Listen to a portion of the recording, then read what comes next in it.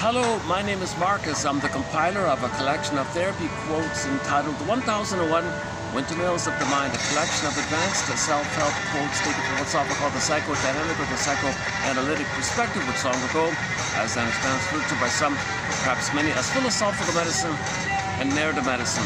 In this video, I want to pick up on the material discussed in the last video and in prior videos.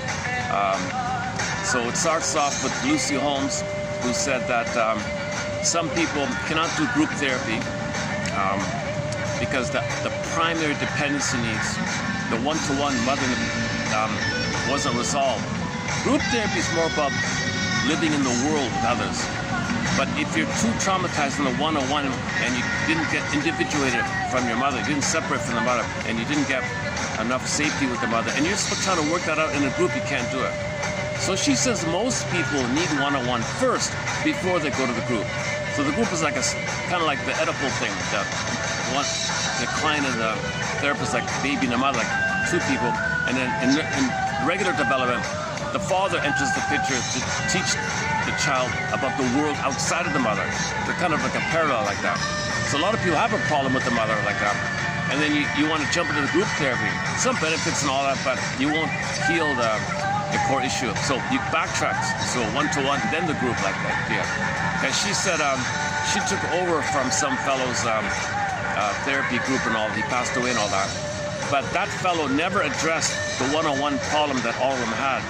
They were just in the group, kind of in a feel-good manner, like a club kind of thing. So nothing really got improved or something. So when he died and she took over as a woman, they all clamored, "Oh, please do one-on-one with me," because they want to face the one-on-one thing. He couldn't do it because he's a man, and men, again, they're qualified to teach you about the world outside the world of the mother. And she as a woman, people thought they could work through this kind of one-on-one thing with her like that. And it turned out the man was using the group as a symbolic breast for him, taking care of him, serving him, feeding, etc., to say all about him.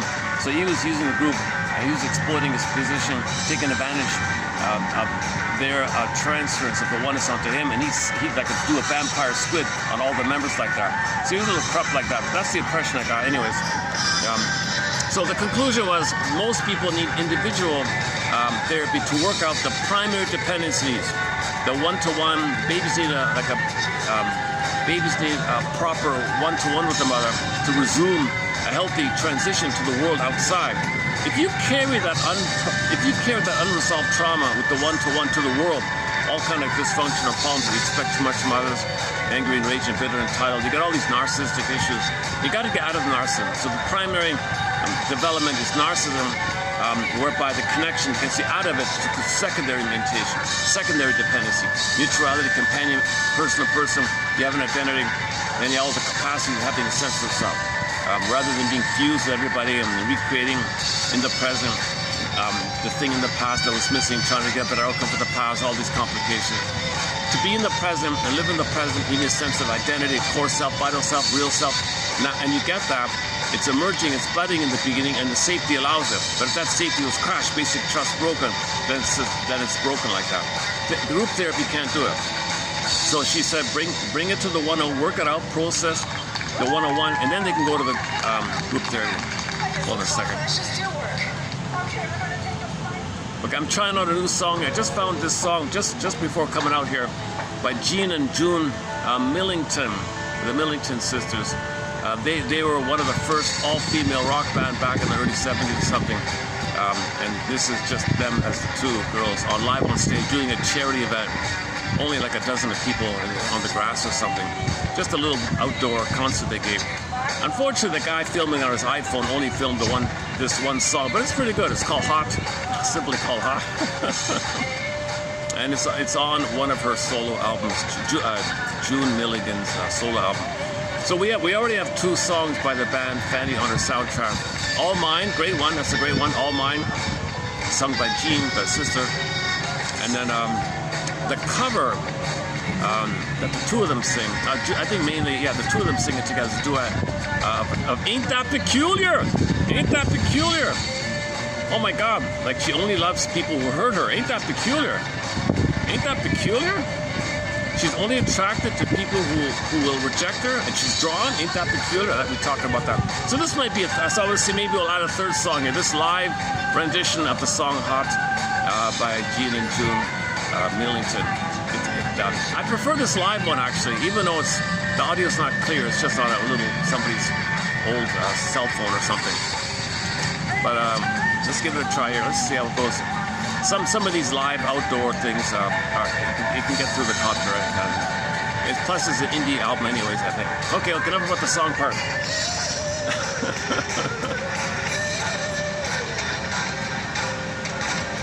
I got the impression the band Fanny, there was a real promotion to make that piano lady be the star, like the front or something. And the sisters would be like supporters.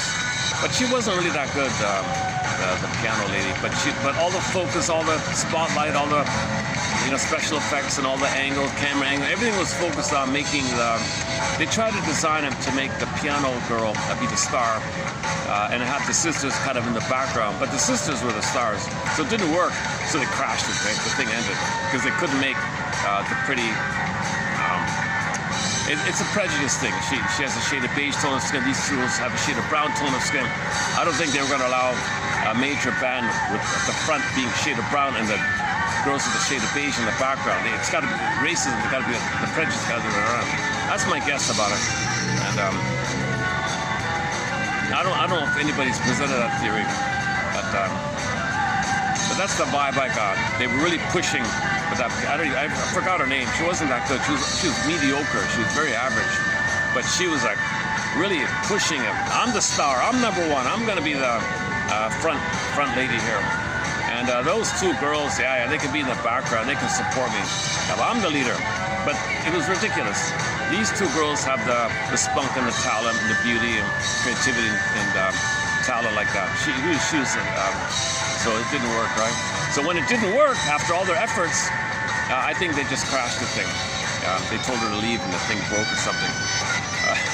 So the sisters went on their own, but they got no support or publicity. So here they are in top form, playing a charity concert with only 10 people in the audience or something like that. But the comments section, they have a lot of fan following and a lot of support like that. Okay. We have a major threat on prejudice.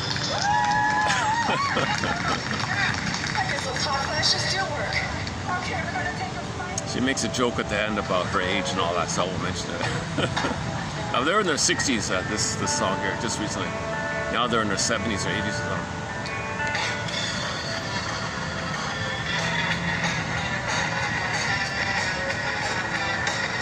It's just the sisters, a drummer and a bongo player. I think that's it. There's no other instruments. But it's pretty good, right?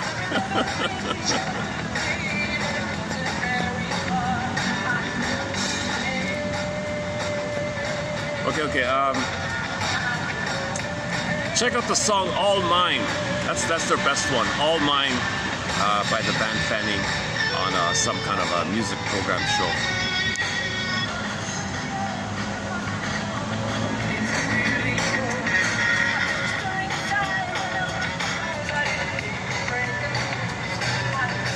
Okay, let me just backtrack. So let's start off with the basic premise from Lucy Holmes that he got the two-people psychology, and in regular development, the baby has his needs met. Then he can enjoy the world and learn from the father, not use the father as a substitute and do what the mother should have done. There's your Oedipus complex issue. If the mother fails in the pain, you're tied there in transit, the father can't undo or make up for what the mother failed to do. But the child's going to turn to the father for that? He can't. You can't do that. The father is uniquely qualified to teach the child the world outside of the mother. He cannot do what the mother should have done. The mother provides the safety and the soothing and the sweetness, the nursing, the holding and the comfort and the reverie and the primal time of oneness. The fathers can't offer that kind. And it's past that critical time anyways. It's not like the normal thing is the baby and the mother, and there's a safety, rhythm of bliss, attunement, love and understanding, and the baby wires in, internalizes in the experience, and that internalization of the mother is called the holding interject, the soothing interject, the internalized good part of him.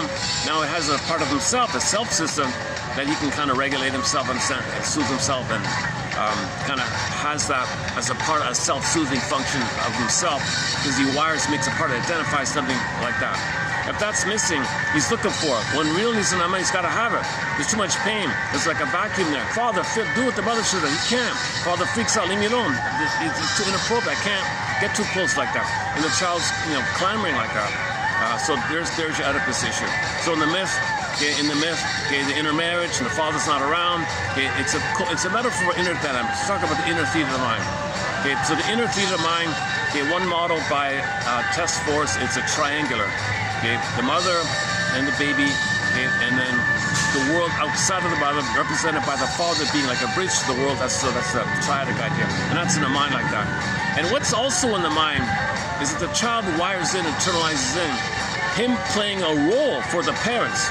Now the parents have a couple imprint between themselves, and they relate to the child, but the child is being used to play a role that keeps them together. Many parents will use the child in a way to make themselves feel better about themselves in a phenomenon known as projective identification. Child, I want to see something about myself. I don't want to know. I'm going to see it in you, and I want you to identify with it. Now the child is playing a role, identifies with the role assigned by the parents. This is a defense mechanism, a coping strategy for the parents to not feel whatever they don't want to feel. So children will... sometimes it's just just a role. So we talked about the various roles, like be a hero, and then parents can feel seen, or parents want freedom, so they'll be lost. So whenever the child is kind of playing like a role for the parents' system, so there's too much tension with the parents. So sometimes it's called triangulation, emotional triangle, Murray Bourne.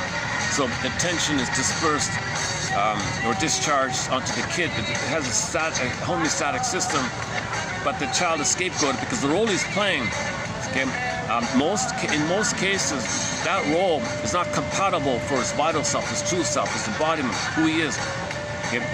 He sacrifices it to play the role, the mask, doing what the parents want, because the parents are using the child to make themselves feel better. If the parents are not happy together, their mother might say, "Gee, child, you come from me, you take care of me, and forget about him." Now the child's playing a system of caretaking the role of the mother, and so he can't be himself because he's too busy pleasing the mother, soothing the mother, taking care of the mother. Mother said, "I made you to find me, you take care of me." So if the parents are unhappy, the mother might have an over-attachment, an over-investment on the child, over-dependency on the child. With one of life's little switches, the mother's turned to the child to comfort her, soothe her, mirror her, because she was never seen and mirrored herself, and she has no identity. So she is trying to motherize, parentify the child. So that's a role the kid's got to play. He's got to be, this is called omnipotent responsibility. No child can do that. But that's the role he'll try to play. And as he plays that role, there's a gap. He sacrifices his vital self. Now, as he's playing that role, that's the connection to the mother, approval to the mother. As he does that, he rejects his self.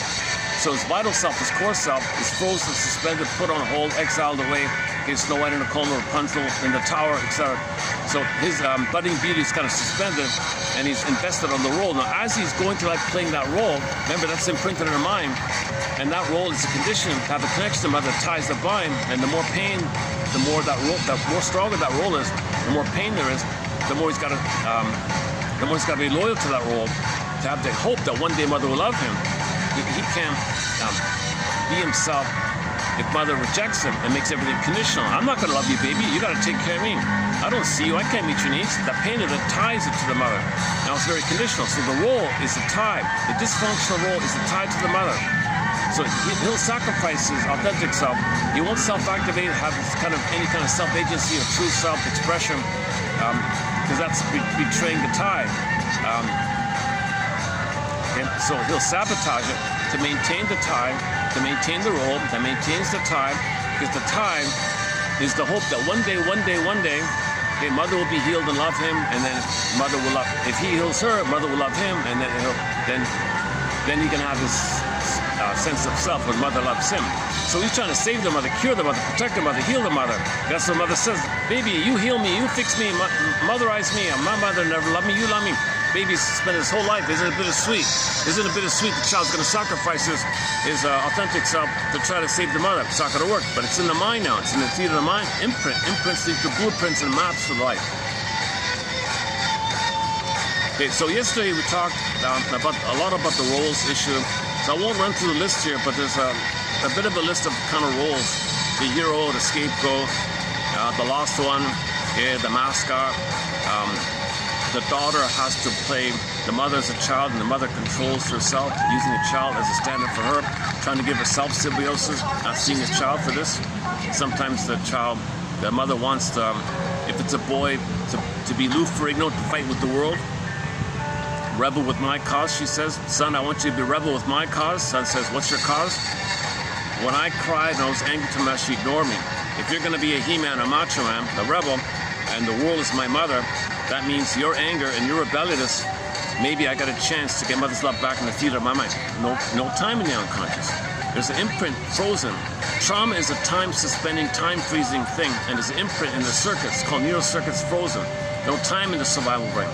The survival brain doesn't know time, and you got memories there, and it's pain, and it will get out of the pain. So you're trying different things to get out of the pain. Just in general, when you're dysfunctional, you're hoping for a better past. Okay, anyways, back to the family systems idea. Whatever role the kid is playing, she calls it like the social side or the social self or something. But playing that role or social role or ideal self or pseudo self, fake self, as if self, imaginary self, made up self to please the mother, this kind of role like that, he's got to sacrifice his vital self, his core self, his true self. The more he plays that social role, the more he's suspended in exile, and the gap gets wider and wider, and he's in pain, he's suffering by this, but he's playing the role and he's suffering inside like this. And then he has to adopt various defense mechanisms. So while he's playing the role, at the same time, he'll look for mother on his side, oral fixation, smoking, drinking, gambling, promiscuity, money. It doesn't work, does it again, doesn't work. He can treat others the way his mother treated him, hoping that in this negative magic gesture, that'll be a sign of anger to the mother. Mother, see how angry I am? I'm treating others the way you treated me. That shows my anger at you. Could you please change? Anger's a cry for love. But the mother's saying, no, you got to play a role for it, but I'm angry. I'll show my anger by treating others the way you treated me. That's my showing my anger at you. So can't you see my anger? Can't you see I'm angry at you? And my anger's a cry for love? And she ignores it. So the child will demonstrate it in a behavioral manner by imitating her, and it doesn't work. Or the child victimized by this might have the thought of mastering this trauma by being the active, making the Faust. All right, mother, I'll just imitate you, and I'll master out being a victim of you.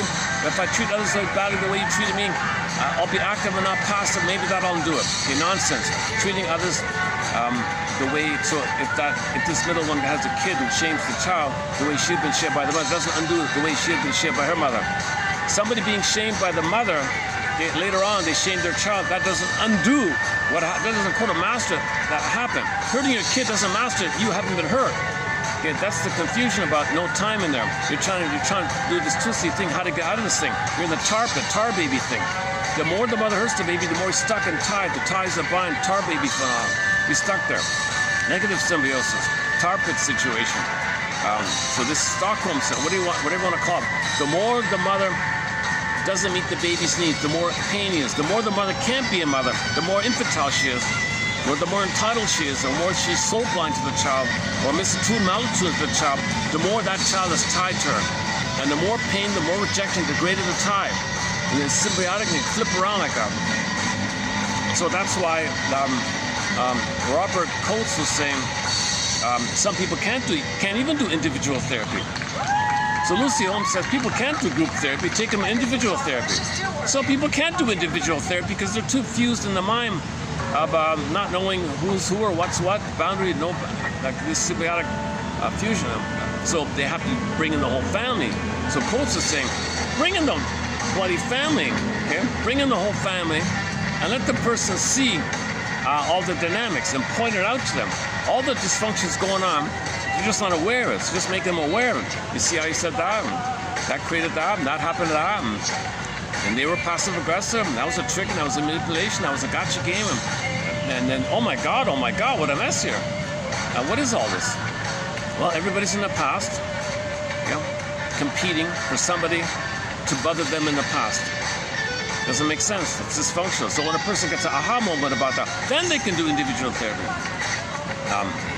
So the progression seems to be, in the most severe cases, bring in the whole family and let the person see things more clearly. Then the person says, okay, I get it. Now I can do the individual therapy. Then he works it through in the morning process, and then he can do group therapy. Then he graduates and he can rejoin them.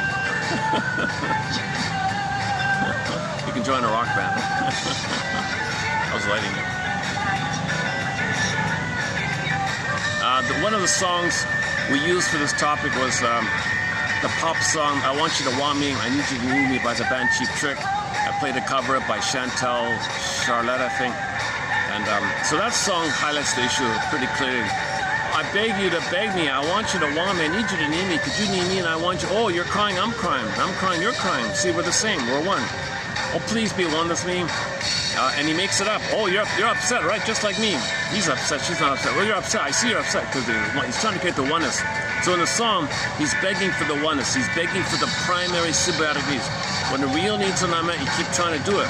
So when the primary symbiotic, called primary dependency, symbiotic mother for dual union mystica, participation mystique, okay, blissful oneness, oceanic bliss feeling, guardian balance. Okay, it's a blissful oneness kind of phenomenon. This is a primary, kind of like a psychological egg, the social interpersonal extension of the womb utopia and extended land utopia. It's one. So that's the primary dependency. This connection of the security, of the secure attachment style, while that connection is there, your identity, your budding beauty is blossoming and emerging. That's called feeling real alive. It's your real self, your vital self, your core self, your true self, your embodiment, your sense of self. That's blossoming into connection. Connection, identity development. There's two there. Connection with the connection, safe connection, regular attachment, secure attachment. Your identity is animating with you, and you're feeling animated, real alive, embodied, and souled, and so on. And we live to the extent that we feel. It's this quality of these feelings that determines the quality of our life. That's trauma. Then to call emotional body goes flat. So what's the quality of that? Your flat affect. Ancient Greece is called athemolexia. No feelings for your words. Nowadays, lexithymia. No words for your feelings. Commonly referred to as affect phobia, or fear of feelings, or dysfunctional feeling system. Or just simply saying, I don't know what I feel. I don't feel anything or something. Just feel flat, called flat. Flat. The affect is flat. Affect means feelings and emotions around your needs being met around that. And the affect can mainly pop in, says Barnett, or they can pop up. If the affect pops up, again, affect is a signal around whether your needs are met or are met. So when the baby has those two dual needs, right? Connection and identity development. He has the need to be himself, identity. He has the need for his identity. That's at the same time, at another level, the connection's there. So they're both going on at the same time.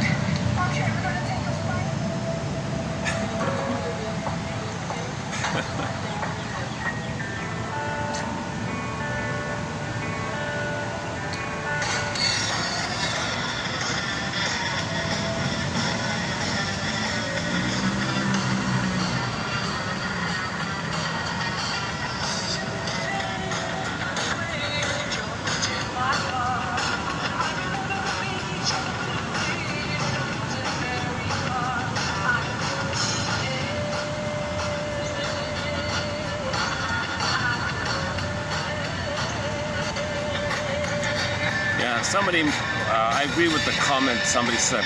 That should have been properly filmed with professional filming and audio. That whole concert probably was a great concert. I only found the one clip of it. Jeez, eh? Yeah, they sounded great in their 70s in a little park for this little charity thing.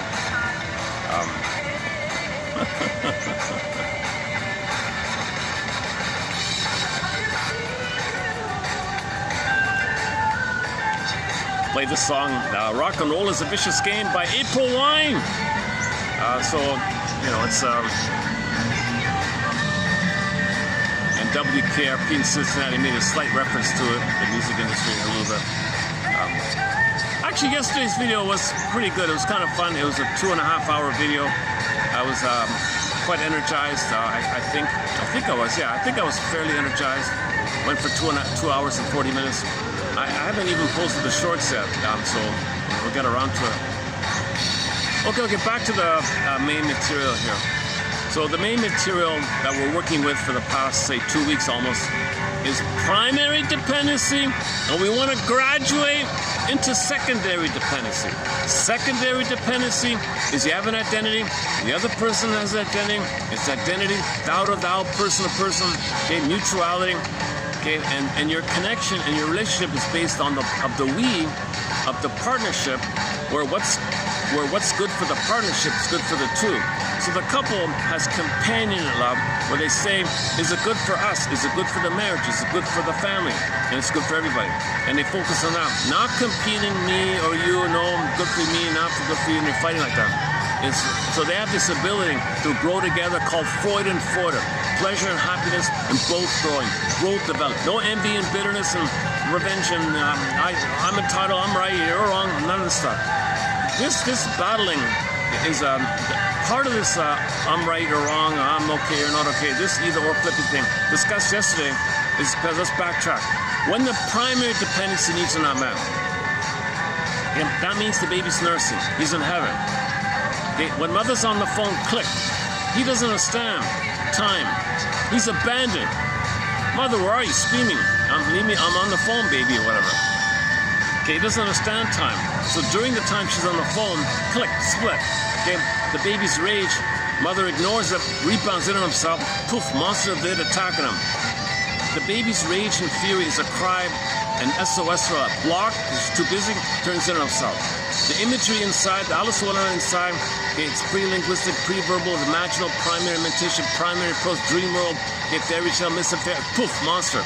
Now he's got a monster, it's his own anger, it's crying for love to the mother, but a block, imagine the water hitting the bank, rebounding into yourself. Poof, monsters of the attack. Now in his mind, he's got some kind of devil, demon, okay, vampire, squid. Take any monster that's enraged, wants to gobble you up. That's just code for the baby's need to receive, incorporate, internalize, and he's enraged. But it's to himself, because mother said, you can't be angry at me, I'm busy, but turns to himself.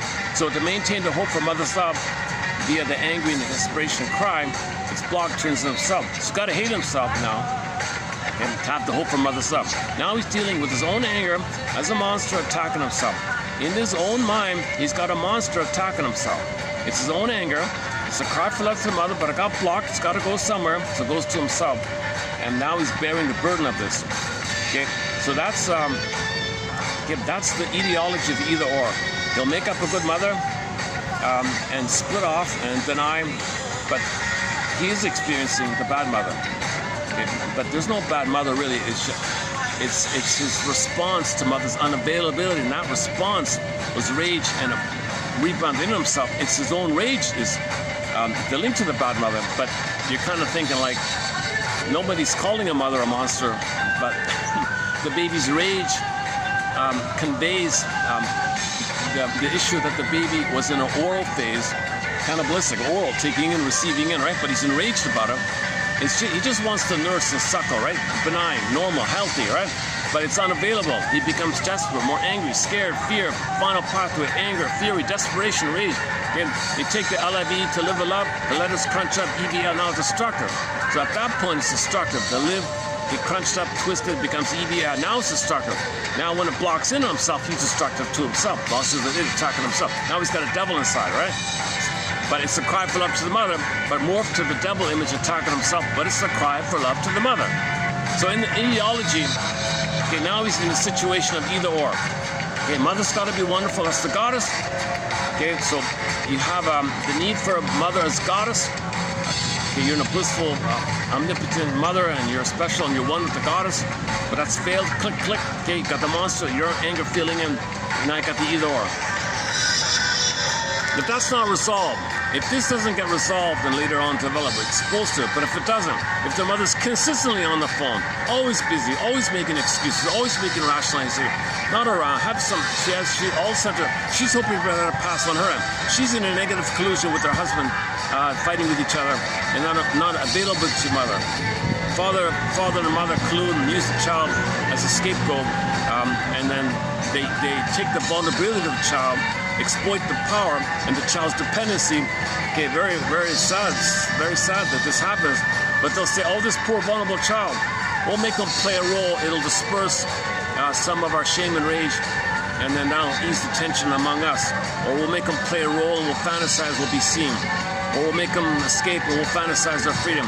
Or we'll make them be a comedian and maybe we'll get some humor or something. Or we'll make them, it's mainly it's sometimes the naughty one. We'll make them be really naughty. That'll disperse our tension, the rage they feel towards themselves. They'll make the child be a defiant, kind of rebellious criminal, even extreme. Okay, this bully, aggressive, antisocial, whatever. And they're delighted. They want him. Some parents actually want their kid to be a violent bully or something, because that's a vicarious tension release, a tension discharge for the parents, because they can't deal with each other. They got married and they didn't know how it's going to work out. Disappointed, rage. They don't know how to bring it up. They don't know how to talk about no communication skills. So they are afraid to talk to each other. So kid, how convenient you're here. Good.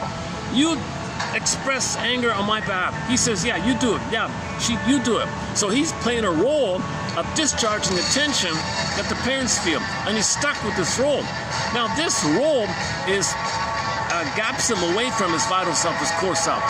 Playing this role takes him away from access to his vital self, because when you're playing the role, it's based on the parents not needing your vital self, but you got to play the role to have the connections. The connection means betrayal. The baby thinks connection to the parents means he's got to betray himself. Enter the self-help book. Mother, do I have to give up me to be loved by you? Father, do I have to give up me to be loved? Parents, do I have to give up myself to be loved by you? What the hell here? Very catchy book title.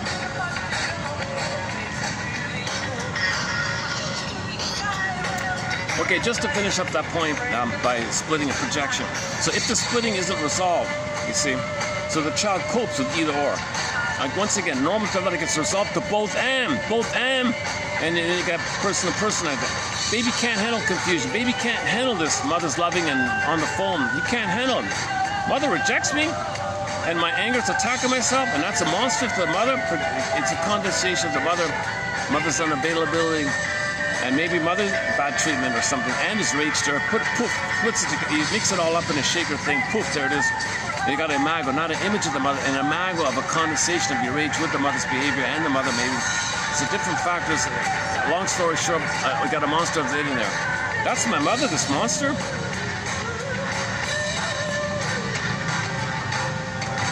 Okay, so temporarily children will deal with the imperfection of mother's no mother's perfect, so children might temporarily engage in either or. That's the story of biting the apple. The nipple is the apple. In mythology, the apple is the nipple. When he bites the apple, that's the knowledge of good and bad. Well, bad means to cry for love. Anger and bad and bad means a judgment, you're angry. When you say bad, okay, that means you're angry. Now, anger is a cry for love. There's no separate thing. You can't say love and hate. Hate is a cry for love. They only got the one love line. The one line, one river, it's for love, but it's blocked. Okay, tension, fear, build up, shame, build up, the same love line, L-I-V-E, crunch it, E-V-I-L, destruct. But anger is a cry for love. Okay, for more on this point, the book, one book is called The Origins of Love and Hate by Ian Suttie, 1930-something, an old book. A very simple, much better book maybe is Paul C. Hollinger's book, What Babies Say Before They Can Talk. He also summarizes the issue. Love is not a separate thing. It's not a separate. It's from the love line, all of the baby's energies to connect. There's no other thing the baby's doing. The baby's not doing anything else. He's not born to hate. He's not born to be angry. He's born to connect. But when the connection is blocked, the anger is an attempt to connect. The baby's anger is an attempt to connect. Connect means love and attachment. Attachment means love. Connect means love. Having the relationship means love. Everything is to connect. All life force from the baby's point of view is to connect. Love, that's attachment. There's no other river in there. All of this energy, life force is for that. So it's not a separate thing. But this idea, oops, hold on a second.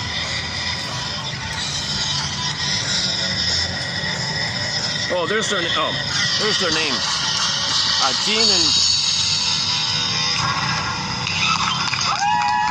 Jean and June Let's do work.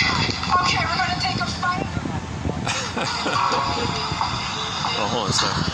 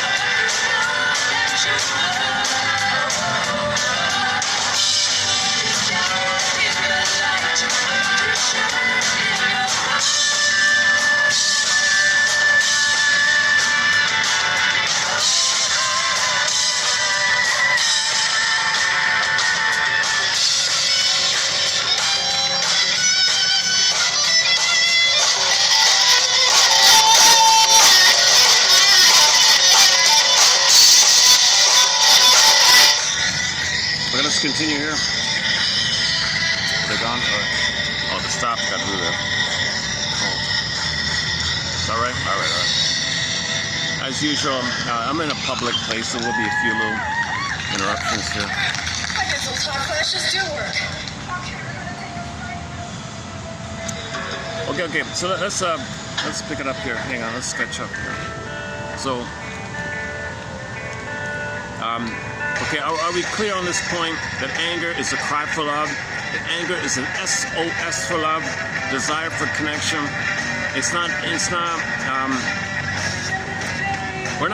We don't even really need, we have assertion, we express ourselves. That's not anger. That's not aggression or hurtful. Nothing, we're not meant to be hurtful like that.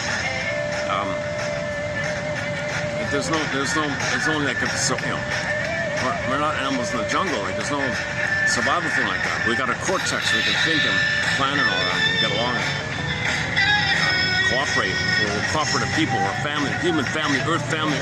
Okay? So you don't want trauma to the survival brain. Then you're acting kind of erratically like that.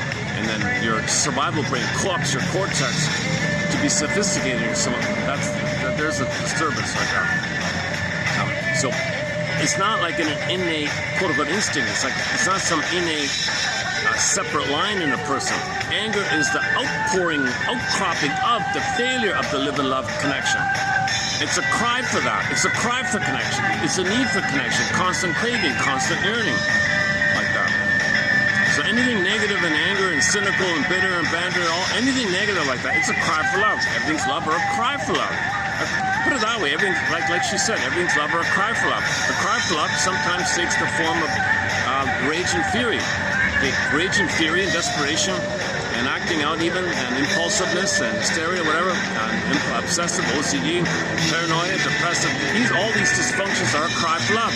It's all cry for love. And sometimes the cry for love takes this extreme way to discharge the tension in the acting out area. That's when there are really a lot of brain damage like that. Okay. So in the mind, that's the knowledge. When they say the knowledge of good and evil like that, when the baby bites the apple, or whatever the story is, somebody bites the apple, and they go click, click. Now you're out of the garden. You fell from the garden. The garden is the oneness, the blissful oneness, the womb utopia. The garden of Eden is the womb utopia. Shambhala, Shangri-La, Nirvana, Paradise, Utopia. The blissful oneness. Baby and the mother are one system. They're one. They're in a blissful oneness, symbiotic, merged, fused system. When that's broken, then the brokenness of this when mother fails in rage. Biting the apple is the rage. Now you got the two. They're either or. But the either or is the love or the cry for love. Now the cry for love can show anger. That's the bad breath. Or the rage at your mother, and there's the either or like that. It's still the love line. Still, if you trace it back, it's still one love line. The oneness that at some point is going to split. Because the baby manages pain in this model of the mind. The baby organizes the distress and the shame and mother's survival issue. Oh, just make up a goddess? Mother hurting me, my rage, attack on myself, deny it. Okay, and then repress it, but the pain is still there. Pleasurize the pain by searching for symbols of mother to trigger the good old days, and the happy chemical of the womb utopia will fuse in with the pain, and the pain chemicals will fuse with the happy chemicals that you trigger by chasing for symbols of mother called ersatz, self-object, the addictive trigger mechanism, intra-order oral fixation to remind you of the past to temporarily feel better, but now you're dependent on it. So you do it again. Okay, to trigger the happy chemicals of the past. Okay, the pain's still there. The pain says, I'm in pain, will trigger again. So reach for another cigarette, reach for another cookie, and you do it again. For a moment, you trigger the happy chemicals, and the happy chemicals, so remember no time, so a little column there. The pain fuses with the happy chemicals. The happy chemicals down, the pain's still there. The pain is set, but the happy chemical, you blip up, it goes down. Blip up, it goes down. So it's kind of mixed up like that. But when it goes down, the wiring is, well, chase and get the happy chemicals. Okay, now this is called psychic masochism. People don't want to know this consciousness that mother failed the baby. So mother failed me so bad. She had such a narcissistic entitlement to thingify me and use me and play a role and scapegoat me. My mother scapegoated me to feel better about herself. My mother she didn't know herself, and to make herself feel better from her own pain, she had to make me in a painful way, not made her feel better. She made me dysfunctional so she could feel better about herself? What the hell? Who wants to know this? Who wants to believe this? The greatest hurt of all. Mother's doing such a thing.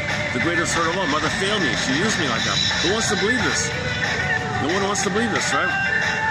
But the chemistry is that if you're searching for cookies and money, like pathologically, neurotically, and greedy and entitled and demanding, and all these.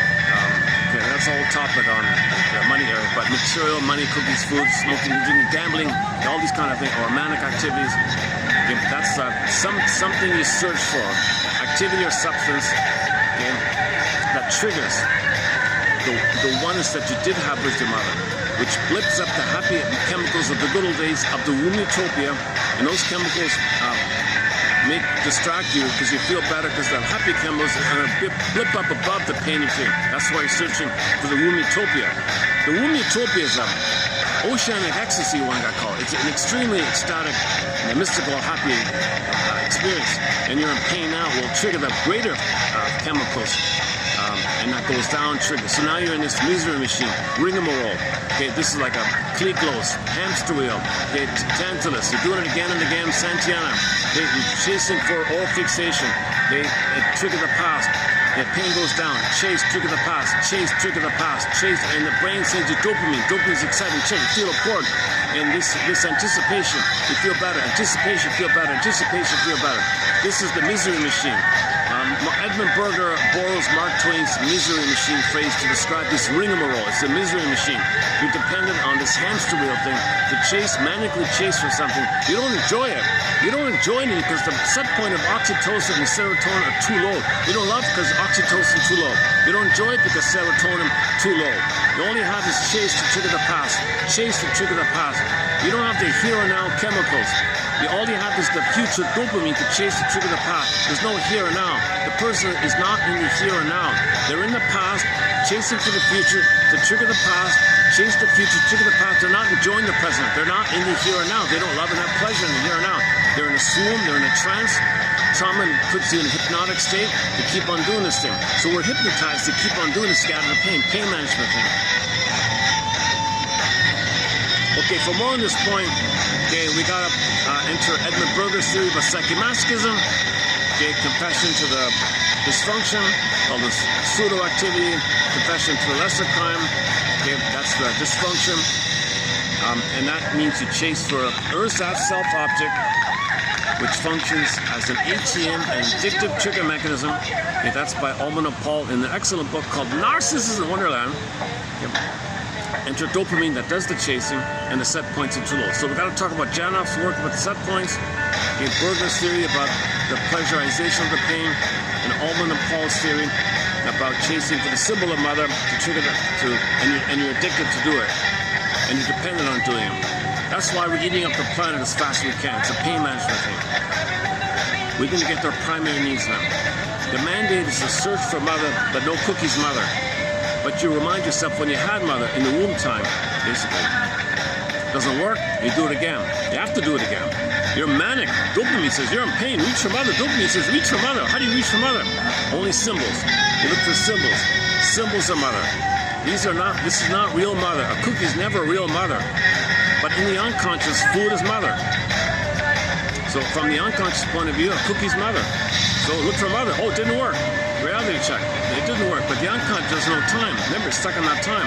Once again, trauma, developmental trauma, attachment trauma, weaning trauma, strain trauma, ambient trauma, etc. That freezes everything. And there's no time in there.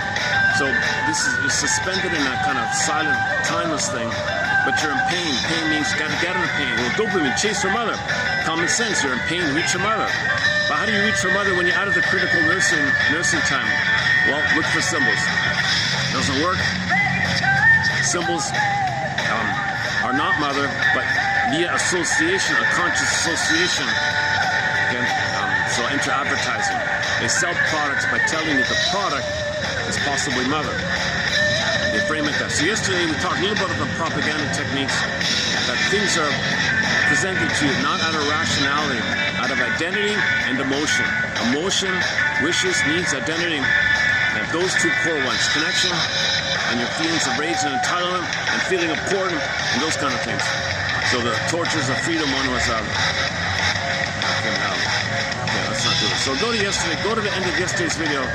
We did a little bit about the tortures of freedom, and the bacon and eggs one, and Guatemala. Oh yeah, how they.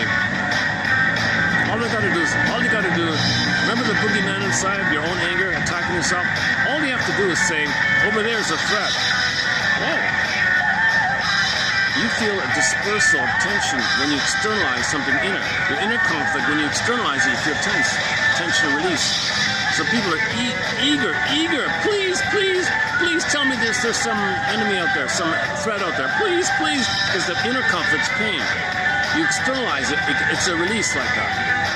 That's why we're always inventing these things.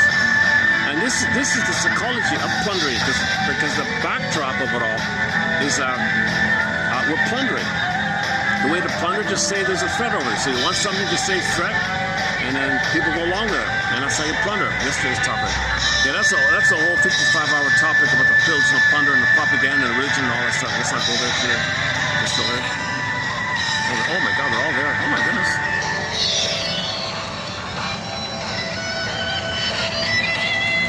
school is just right behind me. The staff are taking a break or something. Maybe I can, let me,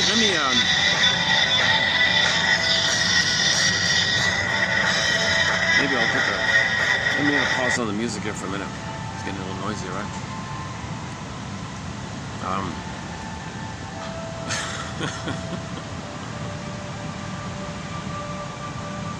With a little editing, if they just focus on the vocal part and maybe reduce some of the noisy, cut out all that guitar solo. And, she's in her 80s doing a guitar solo. She's a great grandmother doing a guitar solo. It's a little, give it up, right? Kind of. But the other one, the Jean, she sounded great. She sounded very good in there. And she's playing the bass. That bass riff is her, right? You got an 80-year-old gal doing all that fancy bass work and the vocals, Jean Millington.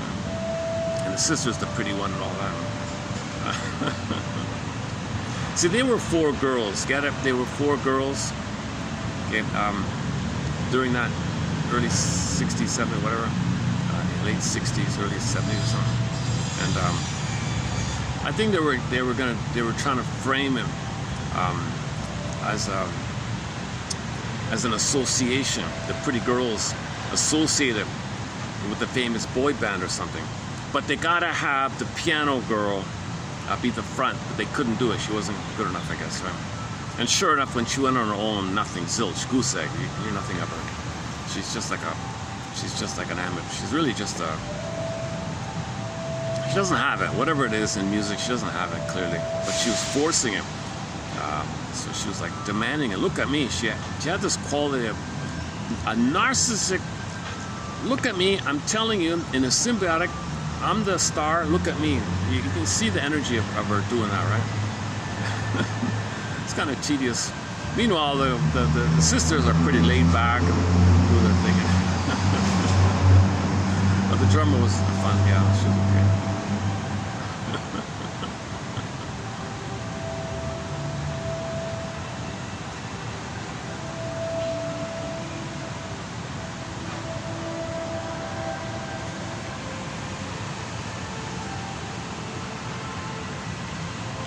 Okay, let's finish up with the splitting and projection. So if the splitting issue, so the baby copes with splitting. Okay, baby can't do ambivalence. Mother's loving, mother's frustrating. Baby can't understand that. My mother's not there. She's betraying me, gonna use me. I gotta play a role. I can't believe this. No, click. Rage, attacking yourself, monster. The monster is the link to the mother, basically. Okay, and the need a good mother, that's the all good one. So babies start off with biting the nipple, biting the apple nipple. That represents that moment when mother failed the child. All mothers are bound to fail at some point. No mother's perfect. So temporarily it's considered okay to temporarily organize the distress. It doesn't have to be that way. If mother's loving, theoretically, they can develop without needing to do this side kind of thing. Seems to be the nature of humans coming out too early, that they're bound to feel a lot of stress, so we cope with either or. So babies are a genius to figure out some way, right? Okay, just do either or. Mother hurting me? No, that's a monster, separate, something else. Nothing to do with my mother. See, they're considered compartmentalized, like put in separate bins, psychic bins. That's why it's called splitting. They split apart, right? And keep it apart because you want to preserve the need for the blissful oneness. You gotta believe that. Okay, so willful denial, ostrich, you don't want to know the truth. Baby can't handle the truth. But in the mind, you got this either or. Now, in normal development, once again, it resolves to both and good to go and you resume development. But if he's still set, cursed, jinxed, if he's fated, if those are the cards he's dealt, okay, mother improperly loved him and he's cursed and jinxed with this. Mother, I don't want to keep on using either or. This is just meant to be a temporary thing. Please be more loving than frustrating. Don't consistently be frustrating again. I gotta keep using it. If I gotta keep using either or, I can never be myself. In order to be myself,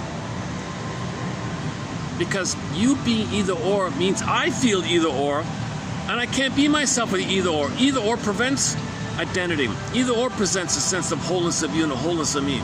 I don't want this soul fragmentation. I want to know myself, and to know yourself, it's a round, like it's a circle. I can't do this. To have, I can't have a part sense of self this way and a part sense of self that way and part you like that and part you like that. I can't do. Then there's no real I. There's no vital core I like this. The I, the core I, animates me, and I have a sense of self with the core I like that. So splitting precludes identity. Splitting precludes mourning and development. You can't be cursed with this splitting thing. Then you're going through your life with jungle mentality. Okay, the main slogan is eat or be eaten mentality. Okay, translation, if you're not at the table, you're on the menu mentality. So we're eating up the planet, this kind of thing. So we're not meant to be stuck cursed with either or. It's only meant to be an emergency temporary thing. But if the mother is so narcissistic and she continuously stresses and shames the child, called ambient trauma, relational trauma, interpersonal trauma, developmental trauma, weaning trauma, or she has the agenda to hurt the baby on purpose, to make the baby be angry in the jungleism and use the baby as a proxy for something in her battle in her mind, these kind of things, to the baby's, however it ends up, if the baby ends up with either or, and he never graduated to both and, okay, and that's unresolved primary. He never graduated to secondary. That's where mutuality and living and loving is, and knowing your identity and the capacity of real self.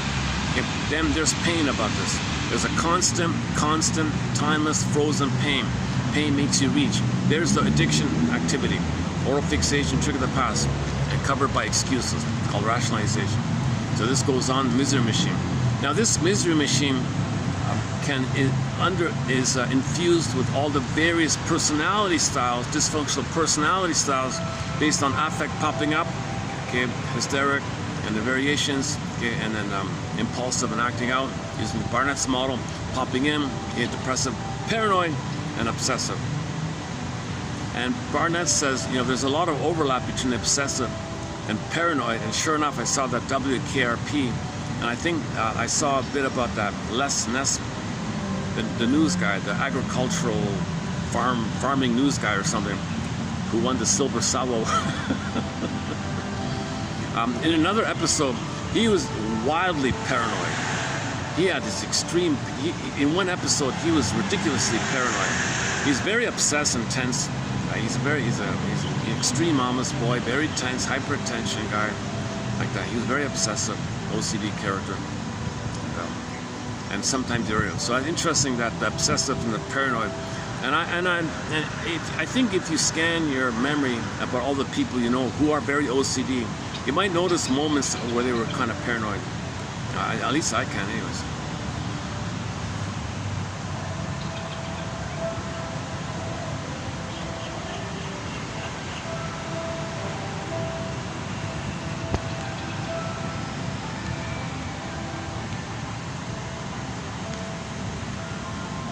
Oh, I got two birds on the...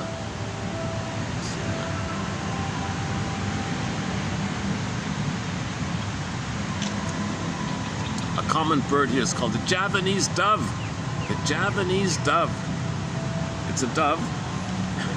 Walks around and flies. It's got a blue beak and blue feet.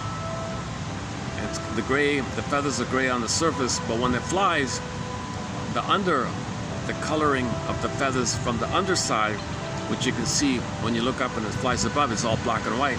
But when it lands, they do this camouflage thing with the gray and the...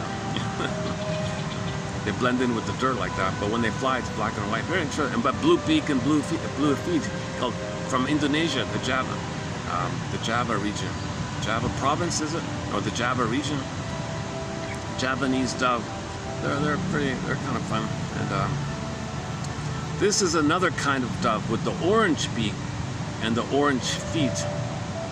They look very similar, this one there, the orange and orange. So there are two different kinds of doves. One dove has the orange beak and feet. This dove that I see here has the Javanese one is the blue beak and feet, and the one I see there is the orange feet and beak. Okay, enough about the bird report.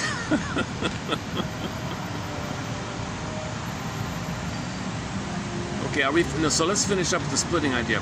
So Larry Laidman clarifies this as well. Larry Laidman. So let's say the child is cursed with either or. He doesn't develop primary unmet. Okay, he'll He'll fall in love at first sight. He'll only be married to people who remind of the rejecting mother. Ain't that peculiar? Mother hurt him. He'll fall in love only with people who hurt him. Ain't that peculiar? The more you hurt me, the more I love you. Ain't that peculiar? The more the baby hurts the baby, the more the baby's bonded to her. Okay, later in life, he meets a girl who's like the mother, and they treat her in a similar, likewise manner. The more you hurt me, the more I need you and love you. The more badly you treat me, the more I'm crazy about you. The more you ignore me, the more I cling to you. This is what the baby and the mother dynamic. Ain't that peculiar? Excellent song, Ain't That Peculiar. Originally written by a guy named Smokey Robinson, is that right? Made popular by Marvin Gaye, but really made popular by the Fanny Group. That was sort of their first big hit, a cover of Ain't That Peculiar. June Milligan, the guitar, the noisy guitar you heard here today, she did the slide guitar on them. She did a very good job using the slide guitar in that cover, Ain't That Peculiar. That's what kind of made the song a big hit, right? Their big hit, using a slide guitar.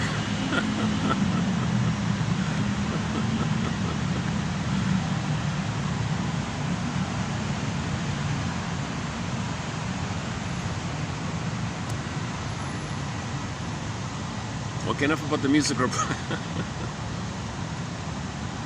Ain't that peculiar? Okay, so if the either-or is not resolved, right? If the either-or is not resolved, okay, it's going to lead to all these narcissistic patterns, stinger personality patterns. Okay, and there's a whole long list of dysfunctional personality patterns. Waif narcissist, clinging vine narcissist, turtle narcissist, passive-aggressive narcissist. Okay, the voyeur or narcissist or Masterson calls it the closet narcissist, or McCullough calls it the idealizing of others narcissist, where you feel special when you idolize somebody, narcissist, or the over cookie cutter, over display, sense of entitlement, lack of empathy. We know the routine. Yeah, and then the Don Juan version and the Peter Pan version, don't want to grow up, infantile versions, and so on. So there's a whole bunch of personality structures around trauma of unmet primary, unmet symbiosis, unmet oneness. Okay? Usually it's a variety of narcissistic types. Okay? The more severe acting out, okay, you got the bully one, and the imploded bully is a passive-aggressive bully, okay, called egoism. And then the most coldest of the most coldest, like in the psychopathic area, and there's various subgroupings of the psychopath. They're not all violent criminals. You have cold, detached, schizoid psychopaths who plot. They're criminalic, but they get others to do it as proxies. So they plot and plan. The impulse is to search, but they can't accept it, so wreck it. Envy. So they use others to destroy. That's why we're destroying the planet. And they climb up because they have no ethics or no feeling. There's no morality to the psychopath. So they climb up easily. And then the companies they make are psychopaths because it's them, right? Okay, so this topic on the psychopath is a very recent. I'm not a criminologist or forensic psychiatrist, and we really only have a couple of pages on the psychopath. But in that discussion about a couple of months ago, there were several subgroupings of it. Not only in the criminal and all that. You got different types. You got an LGB sub-branch, an alcoholism sub-branch, schizoid sub-branch, and a few other sub-branches. Okay, so there's a commonality with all of them. Envy is common, of course. Okay, so let's not enter that area. But anyways, it's in the umbrella of trauma where unmet primary needs are met. But see, in the psychopath, the only functioning is to see goodness destroyed. They're addicted to the perversion of the identification of the aggressor to wreck goodness because they can't see goodness. But they got to search for goodness because it's instinct to search from other, but you can't accept it, so wreck it. So they're just addictively wrecking. They're addicted to wrecking things. And they climb up and organize things with propaganda to wreck things. And it's happening all the time. Things are being wrecked all the time. The food and the air and the water and the soil, just wreck. Why are we doing this? Why are we doing it? So the most traumatized, they climb up the ladder, right? They got no ethics, no compulsion, they don't feel. they're coming from the point of view of a baby breaking something. He's not going to feel. He doesn't care. If the baby breaks a dish, he doesn't understand. It was an expensive dish, and mother might be upset. He doesn't say sorry. And I never say sorry. I'm never wrong. They don't understand. If a 5-year-old toddler with his toy maybe hits the kid by accident, he doesn't understand empathy that the other kid might have feelings and I don't get it. They don't get it. It's that they're coming from this kind of, it's a sort of an autistic, it's analogous to the autistic area, something like that. Now the ego splits. Yes, they can get 10 PhDs, and those 10 PhDs are co-opted by the puppet master to destroy. So you don't want psychopaths getting 10 PhDs.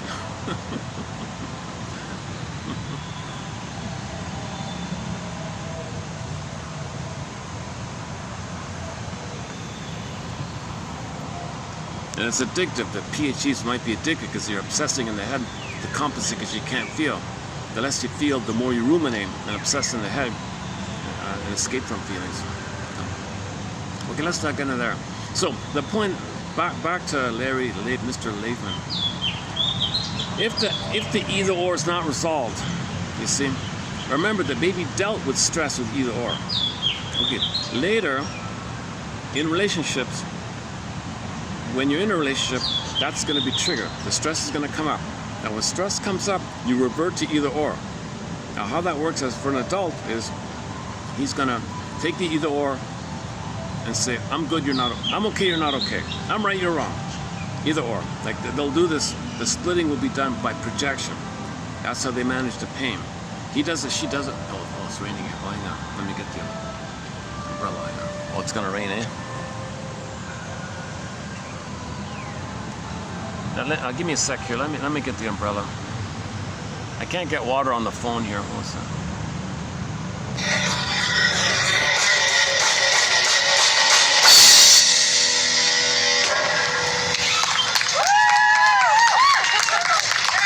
I guess those hot flashes do work. Okay, we're going to take a 5.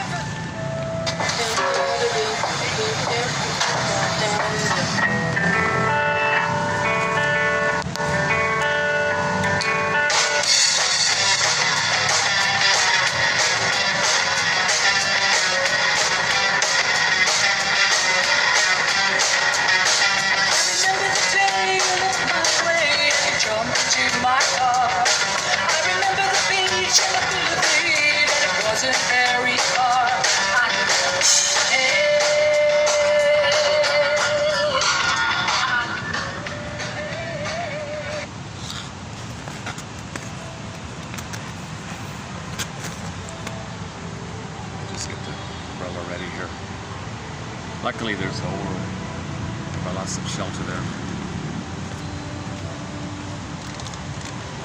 Oh, it's raining. Oh, look at that. It just started. Look at that. All right. Okay. So remember, the baby organizes immense, extreme pain and stress with either or. That's how he managed it. So later in life, when you're stressed, you think either or. I'm good, he's bad. I'm right, you're wrong, like that, right? So couples are in that mode. So when two people marry, if they both have unmet primary, they're going to fight and battle with each other. So in the example of the marriage between two obsessives, yes, it's like attracts like, but they got a lot of tension with it, and they're always battling with each other. So the image is this one. So she's passive aggressive, she's one up, he's one down. He does something, he's one up, she's one down. They're always fighting like that. A lot of tension in this thing. Now, if the kid comes on the scene, they can disperse some of the tension by making the child, for example, be naughty.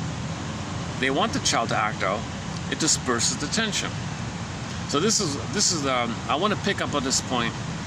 So today, stay tuned. Today we'll be talking about this article on scapegoating.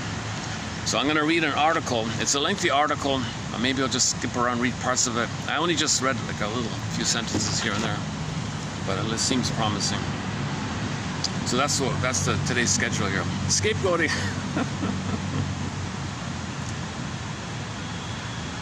So the source point, in many cases, is the parents are not happy and they're always fighting. A lot of tension between the two, right? They don't know how to communicate to each other. A lot of covert games, gotcha games, and power struggle like that. They both feel like kings and queens, and they're fighting with each other. I mean, I'm right, I'm special, I'm the star, no, I'm the star, I'm right, I'm number one, no, I'm number one. And because that's the identity, is still narcissism. They're taking refuge in the old archaic place that all babies, traumatized babies, they never got out of the bubble.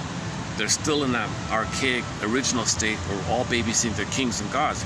Mother says, I'm a king and god. I'm a king and a god. They can't do otherwise. There's no other identity left for them. So they have to fight for that kind of thing. So she's fighting with, so they get into a perverse marriage collusion where they agree to fight with each other and take turns playing. All right, you got a chance, I got a chance. They don't voluntarily do it like that. Buddies may voluntarily do it. You take a turn playing big shot, I take a turn playing big shot. But in the marriage, it's more like a fighting collusion. Or maybe the friends do it that way, I don't know. But usually it's more like sort of organized with two friends. That's called taking turns playing big shot. In the case of two guys in a bar or whatever. You get a turn saying how great you are. Look, I get a turn, great. But in the marriage, at the home, it's not so polite like that because you're at home, it's private, and I guess maybe it's like that. Ironically, they might be better off going to the bar. They might be more civilized.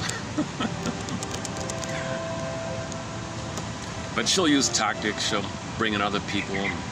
So women will use various pull in other people and be hysterical, and trick others. So enter the book Games People Play by Eric Byrne. Have a long list there like that. Okay, where are we here? Okay, so the couple has tension. A kid comes on the scene. They can't be proper parents, of course. Instead of being proper parents, ironically, they say, hey, opportunity to disperse some tension. So let me in the pipeline coming up is this quote here. Hang on a sec.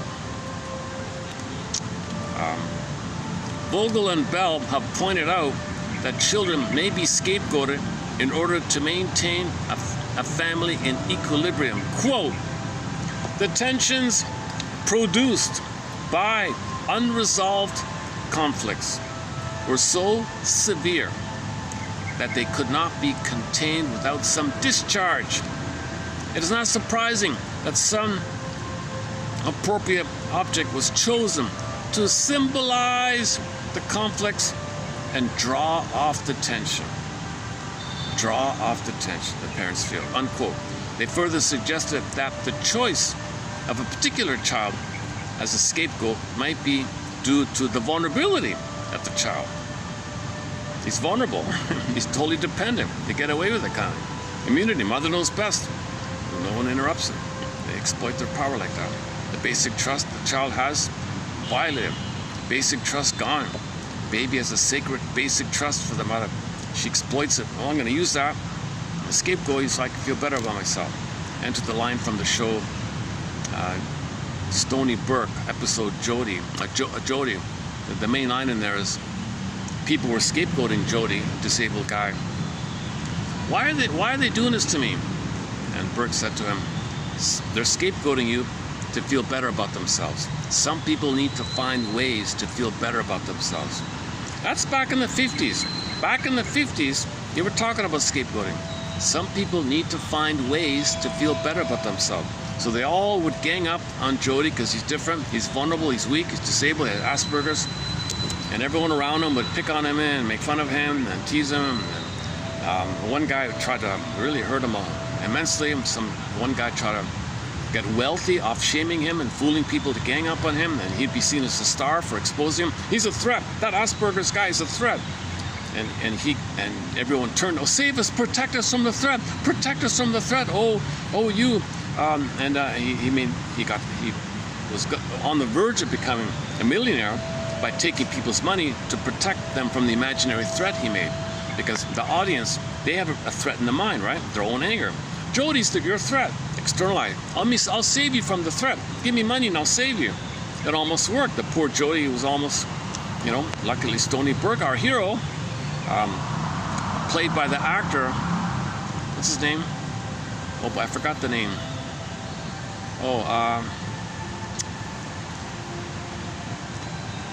It's the guy who's the leader of the Hawaii. Great theme song, huh? The Hawaii 5-0 guy, the leader of the Hawaii 5-0 team. I forgot the actor's name.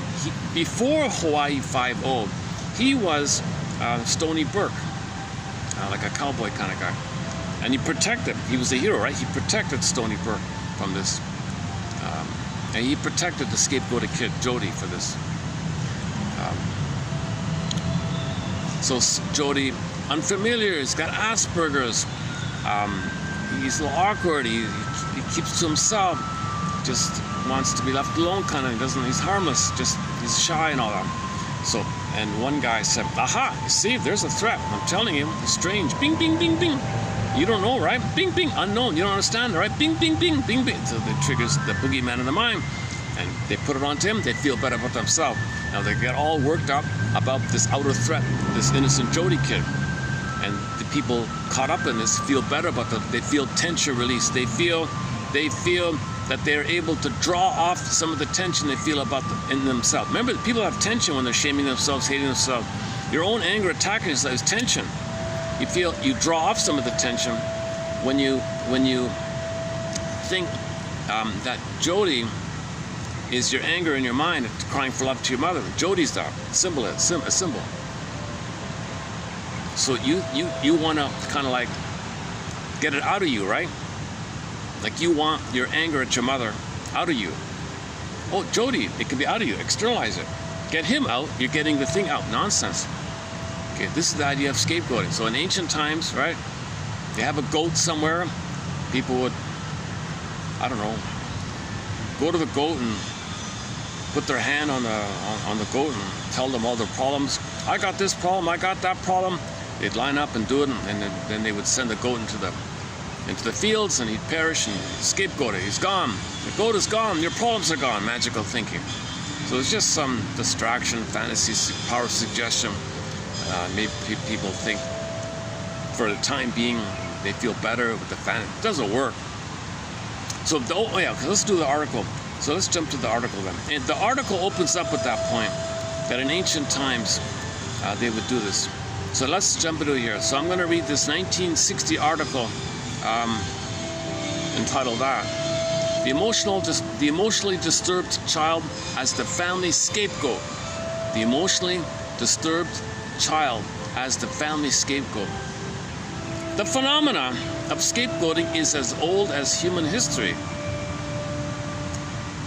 All the way back to antiquity. We have all these reports whereby people would do the goat thing. So in the villages and the town, right, they would find a goat and think that their inner conflicts would go away. Okay? The scapegoat function is simply to effect a clearance of their problems. Okay? It is the purpose of this paper to examine the same phenomenon within families by viewing the emotionally disturbed child, dysfunctional child, problem child, messed up child, dysfunctional child. Okay, they create that as an embodiment of certain types of conflicts between the parents. So just like the town had problems, they take a goat, tell their woes to the goat, and then send them away. Okay, the husband and wife, okay, there's no goats around anymore, right? And many times, in many communities, there's not enough outsiders to scapegoat on. So in many cases, in small towns all over the place, there's no outsider, there's no immigrant or something, there's no migrant, there's no to do that for, right? So they want to get along with the people around. They have to get along with everyone around them. But the urge is to find somebody in the town to scapegoat. But if it's a small community, if they hold it all in, it's all tensioned in, it's bottled up in the family. because maybe it's a company town and they can't argue again, so they got to keep it all in the family. Now if it's all in the family, the husband and wife, all the tension, they're looking around, they look at the kids. Okay, scapegoat. The kid is going to function like the goat, and the tension and the problems and the woes that the father and mother have, they can't communicate, they're disappointed, she can't heal him, he can't heal her, they're in a one-up battle. Come on, I demand, I'm entitled that you be my mother in the past and save me. And she says the same thing. No, I'm entitled to get mother's love in the past. I chose you because you remind me of my mother. You got to be a better version of my mother. I want a better outcome for the past. You are standing for mother in the past. I can't do it. No, I can't do it. You have to, negative conclusion, tension, tension, tension, right? Aha, aha. One of the kids. Okay, kid, you're going to play a goat. And how they choose, let's say there's several kids, who do they choose? Part of the article is how they choose which kid. Sometimes it's the kid with the least talent or usefulness to the family. So the other kids might have chores to do, or so they might just choose one kid, mess him up, and he doesn't have to do anything. Just be the messed up kid, just be the problematic kid. Yes, there'll be some inconveniences, but you function, a homeostasis. We feel a release. We feel a tension discharge. What was it called again? We feel, what did he say again? Hang on a second. Hang on a second, let's dig it up again. We feel, draw off. So the parents are able to draw off the tension. So it's worth it for them. They release a lot of tension when the scapegoated problematic child is a symbol. It represents, it holds, he identifies with, externalizes, shows misery, problem, suffering, distress, dysfunction. The parents don't have to face it within themselves. It's called projection, and make them identify with it. He's doing it, she's doing it. Okay, then her problems are onto the scapegoat. His problems are onto the scapegoat. That scapegoated kid is keeping the parents together and the whole family together. He doesn't have anything to do really. His only job is to be a victim like that. The problem is, it works in the family, but once he leaves the home, can you imagine now? He's not prepared for life. He's going to take that to workplace, they'll all pick on him. Right? He goes into society, they'll all pick on him. Because the parents picked on him, he has that as an identity. That's where he's at, right? So they'll see things that way, self-fulfilling prophecy, unknowingly, and other people see it.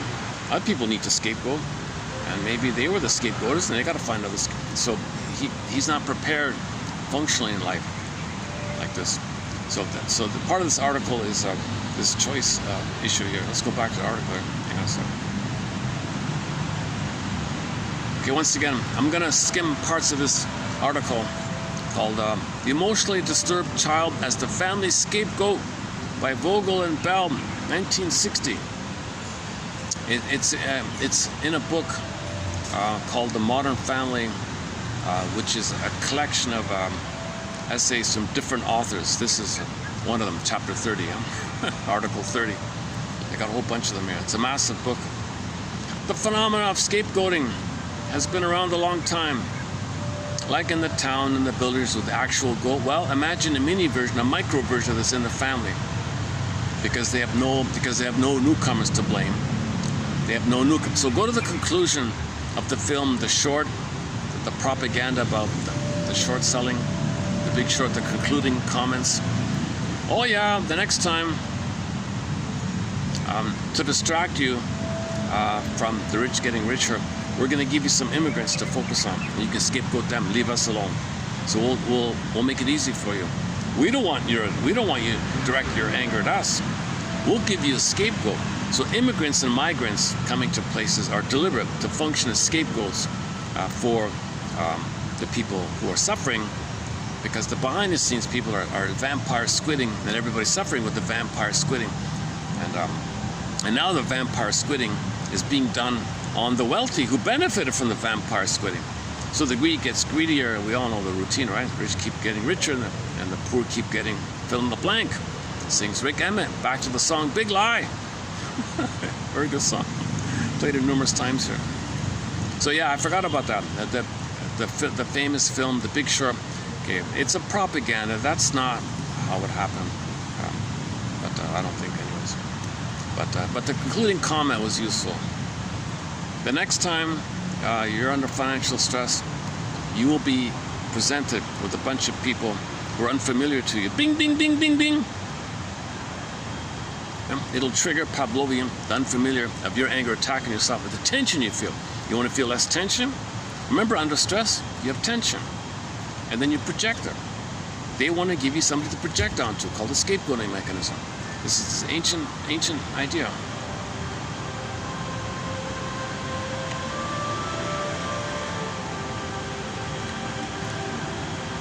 Okay. It is the purpose of this paper to examine the same phenomena within families by viewing an emotionally disturbed child as an embodiment of certain types of conflicts between parents. This pattern is a special case of a common phenomena, the achievement of group unity through the scapegoating of a particular member. It is perhaps more widely known. It is perhaps more widely known that a group may achieve unity through projection of hostilities to the outside.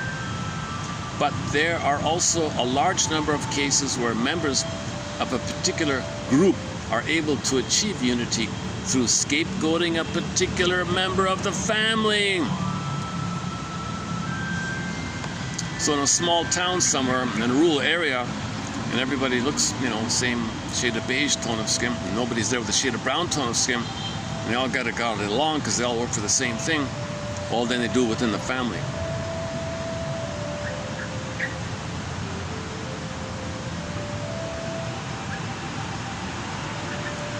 Thus, the deviant within the group or family, may perform a valuable function for the family. This problem child, this scapegoated child, this messed up, dysfunctional, neurotic, acting out, impulsive, alcoholic drinker, causing problems, he shows shame and dysfunction and anger, okay? He's a symbol of what they feel. And later in this article, if it gets to the point where someone confronts the family, you're a naughty kid. He's causing all these problems in society. He's a huge burden to society like this. He's your kid, you get it? You know what they do? Do you know how much we suffer? They flip it. They're the victim. Do you know what expense we have? The cost we go through and the pain we suffer this? When we were children, we had a really tough. He's got a way better off. They turn around. They make themselves the victim. Right? It distracts them. So they never take responsibility. They created it. Enter the comic psychoanalysis starring Freddy. A good example of this is the comic Psychoanalysis, 1955 comic.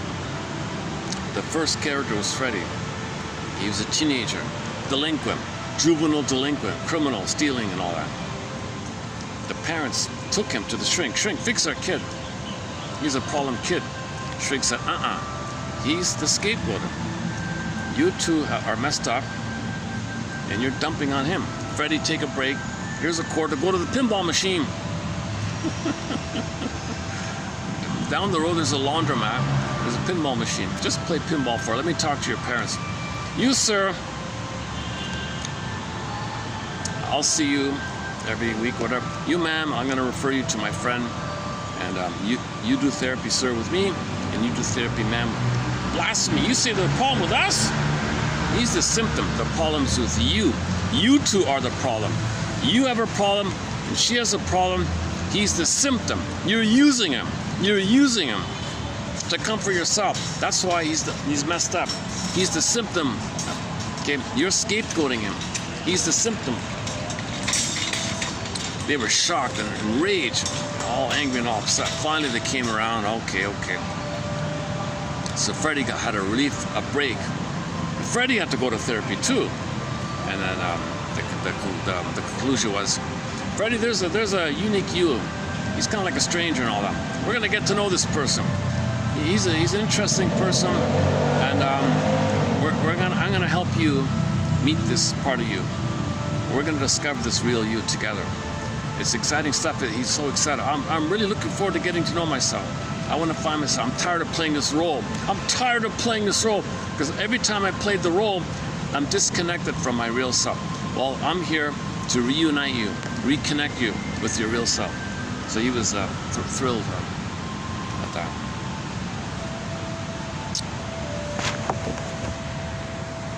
Got some people here coming through here. All right. Okay, where are we here?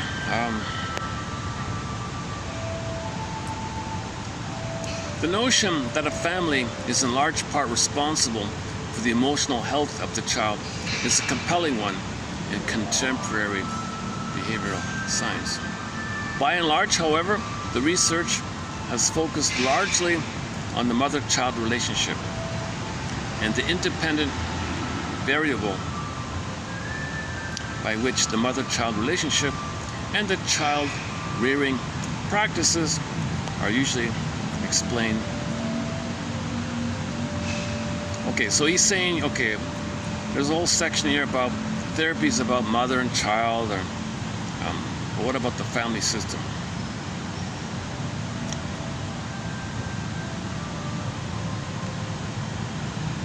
Family dynamics.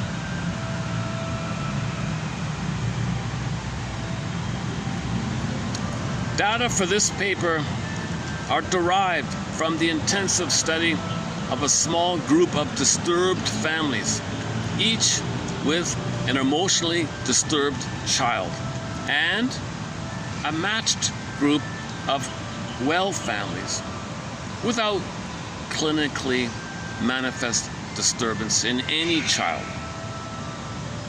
Of the 9 families in each group, 9 families, okay, so you had 9 messed up dysfunctional families, and each of them had a messed up kid, and you got 9 functional families, and there are no messed up kids. Okay, of the 9 families in each group, and there was a parallel. Okay, so it was sort of like a parallel. You got 3 from one place, 3 from another, and 3 from another, like ancestral. All right. That part doesn't matter. All right.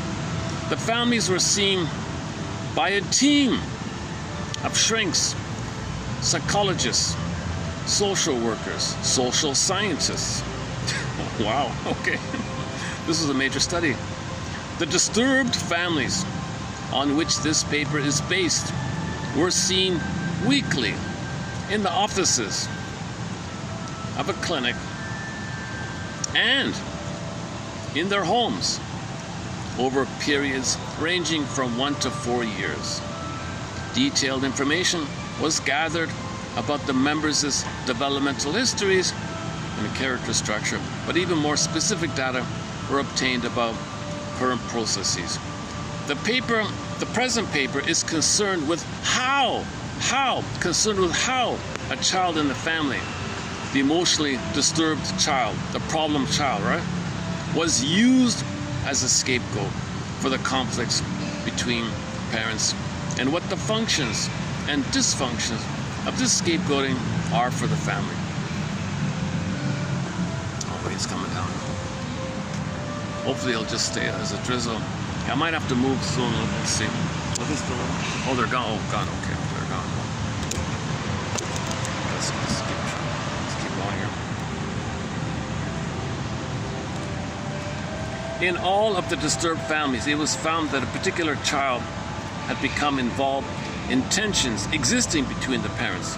In the well families, used for control purposes, either the tensions between the parents were not too severe, or else the tensions were handled in such a way that the children did not become pathologically involved. In general, both parents of the emotionally disturbed child had many of the same underlying conflicts, but in relationship to each other, they felt themselves to be at opposite poles, so that one spouse would act out one side of the conflict and the other would act out the other side of the conflict. Okay, so you got this, whatever version it is, this one up, one down, I'm right, you're wrong. In the extreme case, it's dominating, controlling, submissive. Okay, in more extreme, kind of like emotional master-slave, he calls them, predator-prey, and then the psychopath. Okay, different degrees of this. It's not a mutual friendship. It's not a warm sharing. It's a battle between the two, and they alternate back and forth, it seems.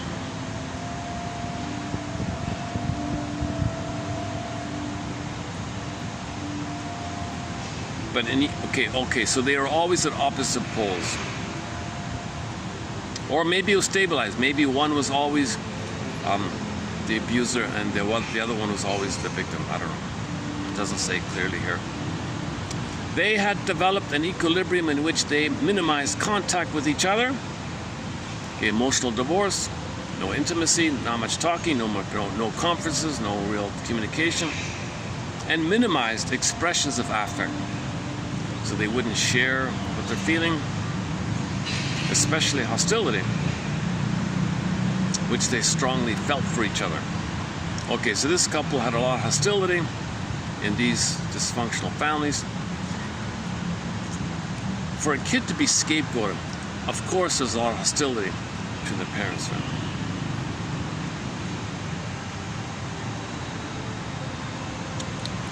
And the kid being scapegoated somehow managed to disperse the tension and keep them together. So the scapegoated kid in these problematic homes kept this unhappy couple together. If that kid weren't there, Robert Counts yesterday said that one of them might have a psychotic break. They'd get divorced, or there'd be other kind of problems. That kid keeps it together. That scapegoated kid is holding it together for the family. If that kid weren't there, they'd be divorced, or if they're forced to be together, they'd be addicts and drinking, and there'll be gambling. There'll be other things going on. So one sec.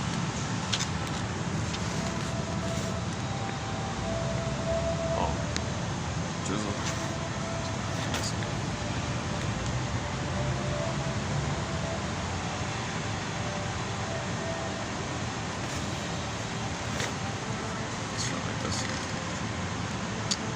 Keep an eye on the battery here, let's see.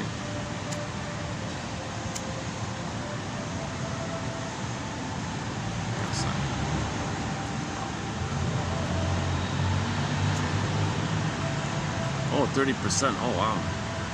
Okay, I'm gonna have to switch it over in a minute. It's still drizzling. Hang on a second. My phone is totally exposed. I can't get water at all in this thing. I gotta be careful. All right. Where are we here? I'm still in the introductory part.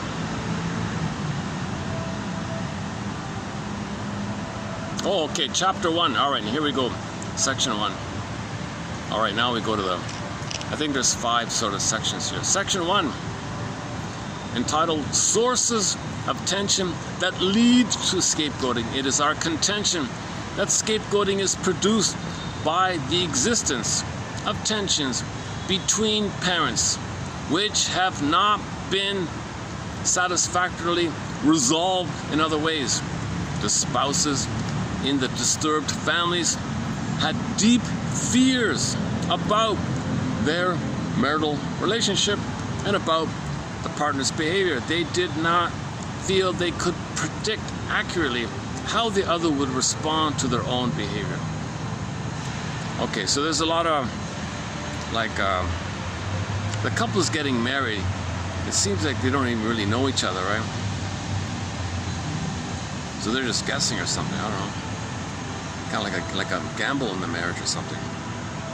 I don't know, if I get married, how is he gonna respond to my quirks and habits or whatever? Is he gonna freak out, or I don't know? Hopefully they'll cross my fingers. Yep, the other's response was of very great importance and was thought to be potentially very damaging. Oh my God, my doing this little thing is so triggering. I didn't know that. Now they got all these problems. The partners did not feel they could deal with the situation by direct communication because this might be too dangerous. So now they don't want to talk about it, because if they do talk about it, I don't know, it's just too much. They can't do it. So now things go covertly. Now you got passive-aggressive communication. Okay, and they resorted to evading, passive-aggressive techniques, masking, and the like. This atmosphere of tension has several sources. Oh, I see. One of the sources was the personality problem of each spouse. And in the present analysis, the focus will be on the group sources of the tension. These tensions usually have several sources. At a very general level, one of the main sources of tension was conflict in cultural value orientations. Value orientations are abstract, general conceptions of the nature of human nature and man's relationship to it, of man's relationship to man, of the most significant time dimension and the most value. He's changing topics here. He's talking about social things here. All societies have preferences and alternative preferences to these basic dimensions. These preferences are expressed within a wide range of phenomena in complex ways. They are related to personality, social structure, and more to specific values. Okay, he's talking about the social milieu influencing the people, I think. When people are in the process of acculturation, as was the case of most of these families, many possibilities for value orientation conflict arise. Any one individual may have been socialized into conflicting or confused patterns and be unsuccessful in bridging the gap. Marriage partners may have been socialized into different patterns and may be working on different assumptions. So when people get married, maybe there's an assumption. There's an assumption, you be the doll, you be the stay-at-home traditional wife, and I bring home the bacon, maybe something like that. All our disturbed families had problems of these sorts. Some were trying to shift quickly to a set of orientations they had not thoroughly internalized and without having neutralized previous orientations. Others were trying to live by conflicting orientations. A common example of the cultural value conflicts was the conflict centered around the problems of individual performance. There were considerable pulls toward the modern success modality. In families which had partially internalized both sets of value orientation. Okay, I see. So some come from the old country or something, and now they're in the modern. Oh, I see. Okay, so if you have traditional role expectations from the old way, and now you're in a modern 60s way or something. In families which had partially internalized both, it was impossible to live up to both sets of values, and whichever the family chose, this meant certain conflicts would result. Another source, oh, I see. So we're talking about the kid might be scapegoated because of tension. One reason there's tension is because of this culture shock changing thing. All right. A common example, another source of tension was the relations of the family and the larger community. Disturbed families usually had problems in this area, rejecting and or being rejected by the community. In some cases, the family had very severe disapproval by a close-knit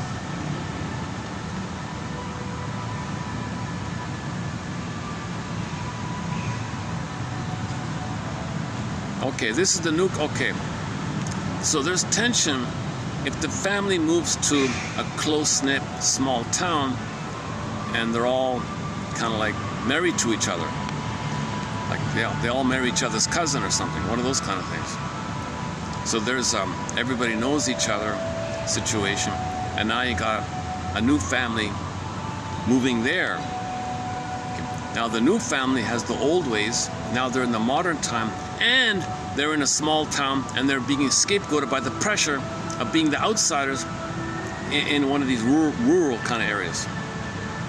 So that's another factor of tension.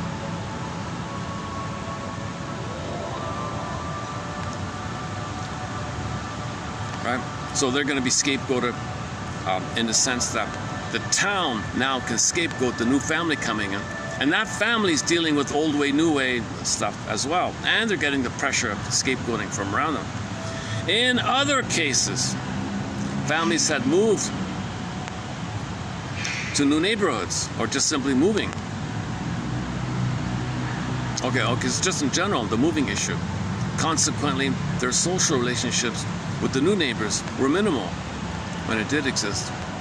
Strange. Okay, same idea. So if you change to a better neighborhood or something, or a new neighborhood, there might be changes, socioeconomic differences. Typically, the wife was strongly attached. Okay, another source of tension. The wife is extremely loyal to her parents. He's loyal to his parents, but they both hate each other's in-laws. More tension, in-law tension. All right. Okay, let's just leave it there. So those are some sources of tension that leads to scapegoating. So I just read part 1 there. Is it showing up there?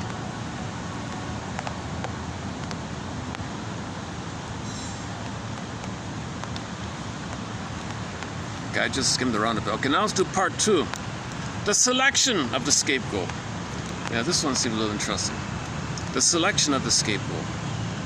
Who are they going to scapegoat? Which kid are they going to scapegoat? The tensions. Let's change it up here.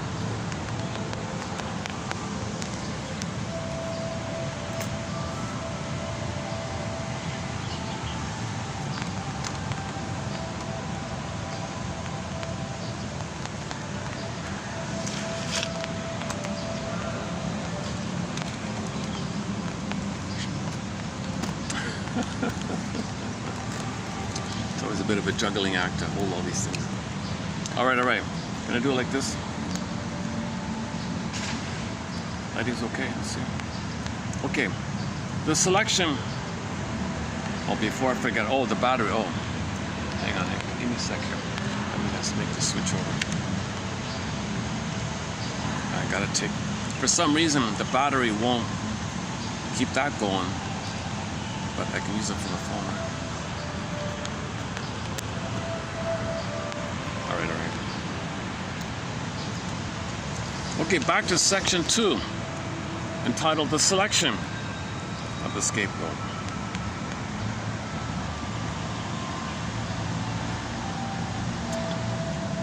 Okay, section 2, the selection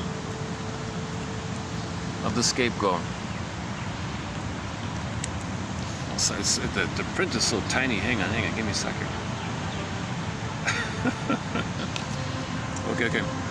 The tensions produced by unresolved conflicts were so severe that they could not be contained without some discharge.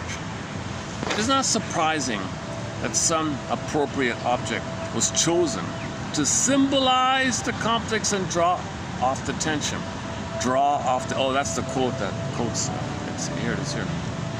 Conceivably, some person or group outside the family could do this. Okay, that's the Jody example. So in the story, in the TV show episode entitled Jody, starring the Asperger's kid Jody, he was in some kind of a rodeo kind of community or something. He was just cleaning this. He was cleaning the horse. He was taking care of the horses or something. But he was the odd one, right? He was the vulnerable, odd one, right? So in that horse rodeo community, they all had an immense fear and rage and bombastic. He's the devil, those kind of things. Oh my God, we gotta get rid of him. They wanted to do all these terrible things to him. It was all fantasy stuff, right? But they're blowing off steam, like they said. Blowing off tension. Draw off the tension. They were trying to draw off the tension. So that's commonly the first option, right? I'm assuming a family wouldn't want to do it. Maybe both's going on. Maybe they do that and scapegoat the kid. If they do one, they probably do the other. Conceivably, some person or group outside the family would do this. All right. However, in these families here in our study of these 9 families, the parents had by and large internalized the standards of the surrounding community sufficiently so that they had great difficulty in finding a legitimate basis for scapegoating outsiders. Okay, so in the rodeo community, they felt like they couldn't afford to do it or something.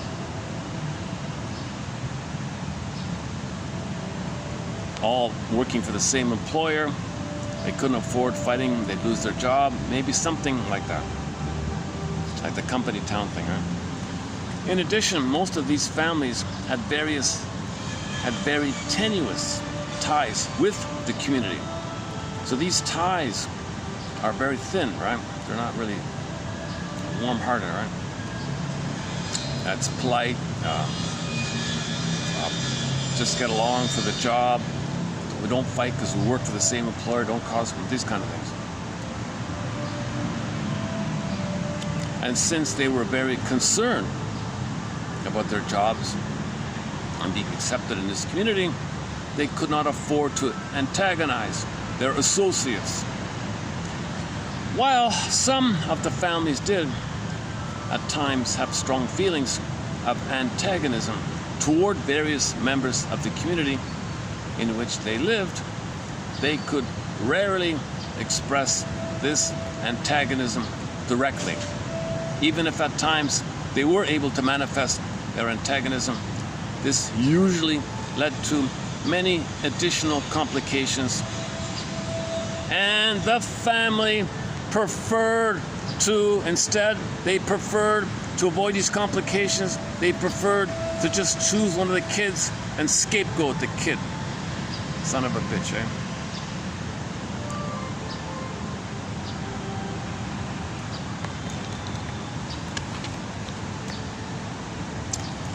I feel sorry for these kids like this. So a little empathy if you see a naughty kid, maybe he was scapegoated in his family system, right?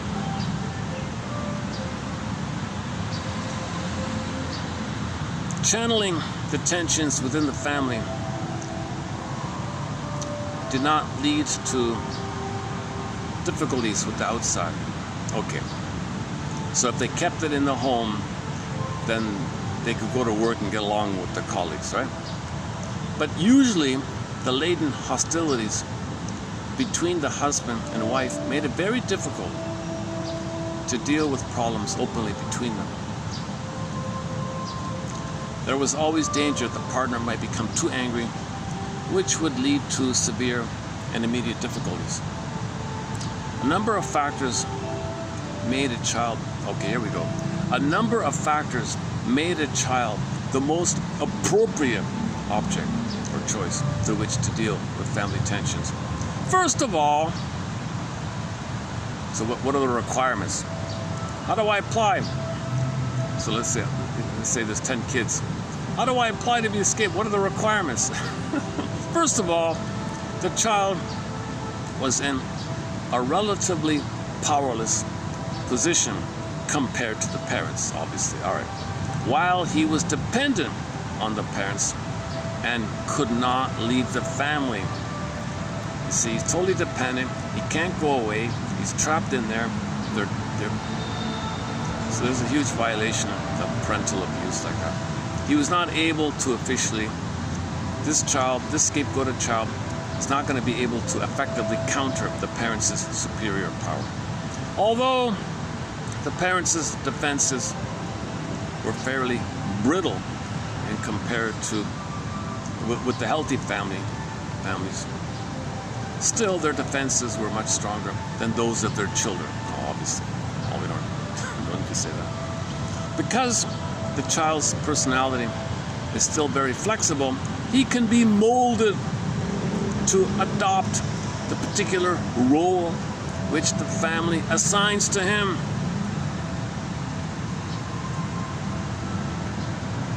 When the child does take on many of the characteristics which the parents dislike in themselves and each other, he becomes a symbolically appropriate object on which to focus their own anxieties.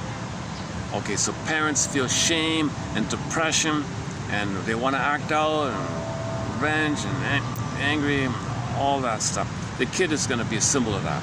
He'll look like a mess. He'll be a wreck, etc. So that's a symbol that allows the parents to externalize what they don't want to admit about them. Once again, projection means something you don't want to accept about yourself is too embarrassing. Create an outer manifestation, symbolic version. That's the kid. Since the person scapegoated often develops such severe tensions that he is unable to perform his usual task roles, it is important that those family members in performing essential, irreplaceable functions for the family not be scapegoated. I'll look at that, eh? So they know that the scapegoated kid won't be able to do anything. He can't do any of the house chores. He won't do any of the house chores or get a part, fill in with the bill, get a job. If he's a teenager, get a job to pay it. So this kid will be so messed up, he can't do anything. Right? So that's why you'll choose one kid knowing that. That means the other kids have a vital role, a vital function. He knows how to fix the car. He knows how to do the repairs, so we won't scapegoat him. That kid knows less.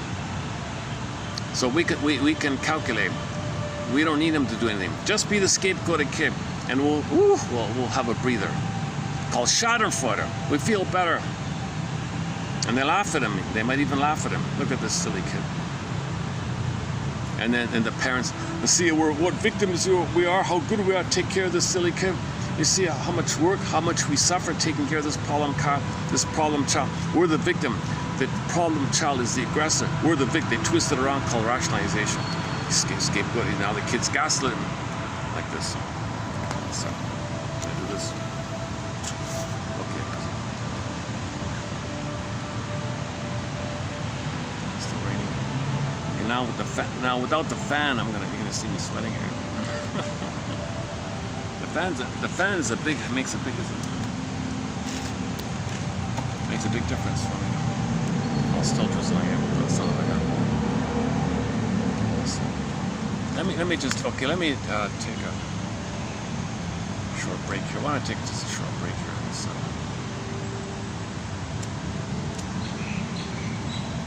Okay, 30%. Now let's just take a short musical break. And I'll see you in 3 minutes. Let's pick a song. What happened when we just played the new song? All right, let's just stick with the song that we have already here. The new Fanny song. Huh? We have it here. Let me take it up here. I just wanted to do some perspiration, water management.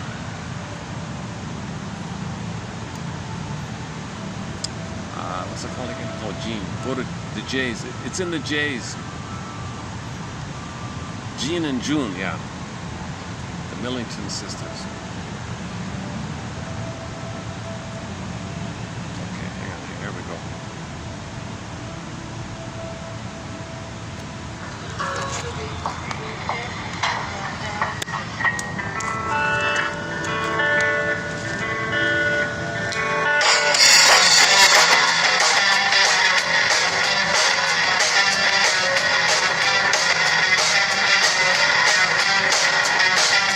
Remember the day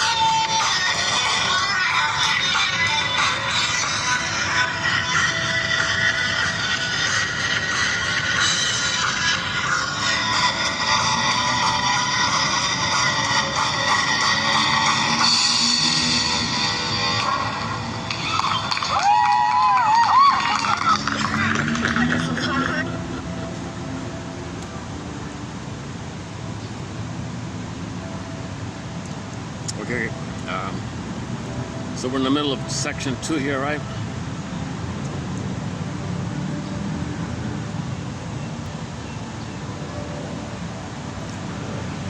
Okay, so they're going to make sure they're going to choose a child with the least skills and let the other kids who are more quote-unquote useful to the family, right?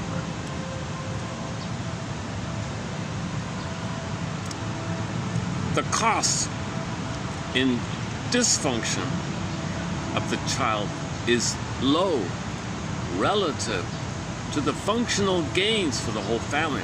So the whole family's better off. Look at that, eh? The whole family functions is better off because one kid is the problem kid. All the tension and pain and shame and anger, they look at the problem kid, they feel release.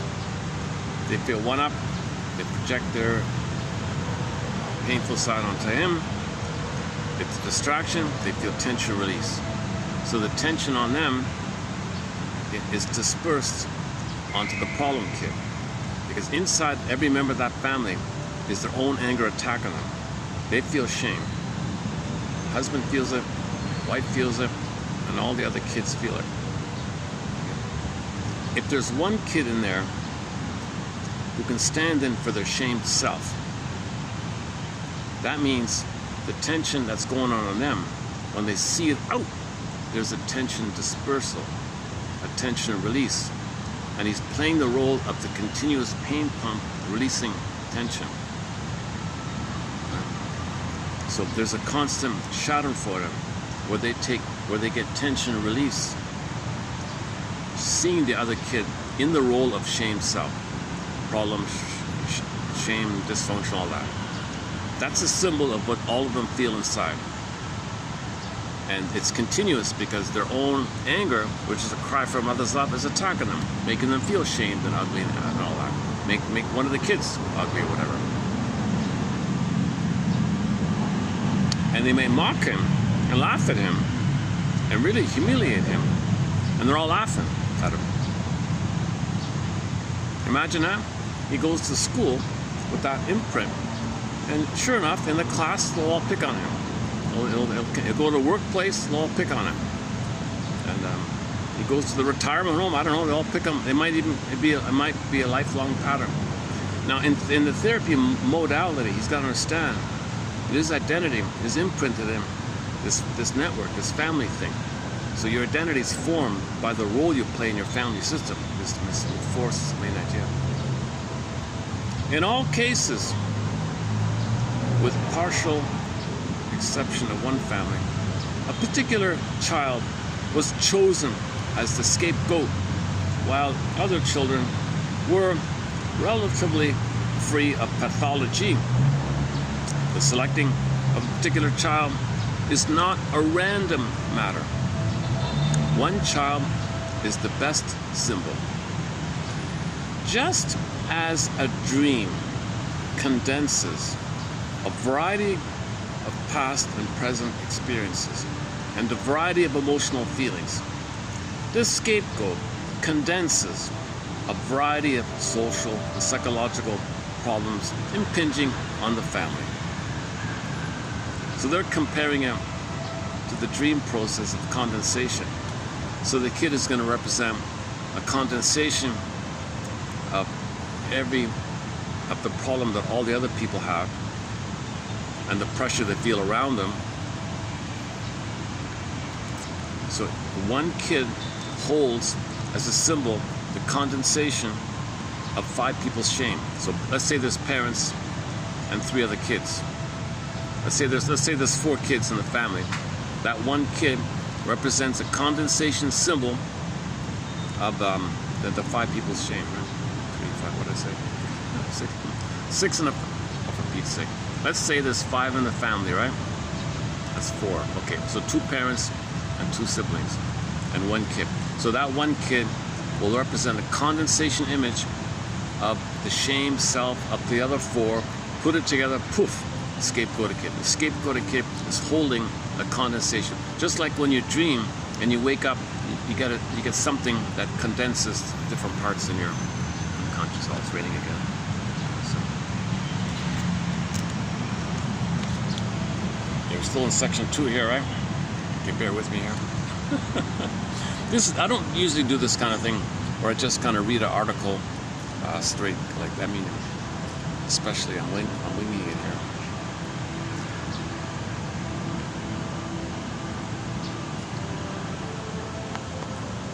Okay, next part. Who is selected as the scapegoat is initially related to the sources of tension. What? Who is selected as the scapegoat is initially related to the sources of tension. Where value orientation conflicts existed, the child chosen was the one who best symbolized these conflicts. For example, if the conflicts revolved around achievement, a child who failed to achieve according to expectations could become the symbol of failure. All right, so the kid with the lowest grades is going to represent the failure of the other 5 or 4, right? So he feels a bit of a failure, she feels like a bit of a failure, the other 2 kids feel like a bit of a failure. Okay, he'll be a total failure, and that'll symbolize and condense the failures of the others. So they can all see their failure on them, they feel a little better. They don't have to face their own personal failure. Alternatively, a child might be an appropriate object because he was achieving independently and thus violating the loyalty. Oh. So he's scapegoating because maybe he's the healthiest. He's trying to be autonomous.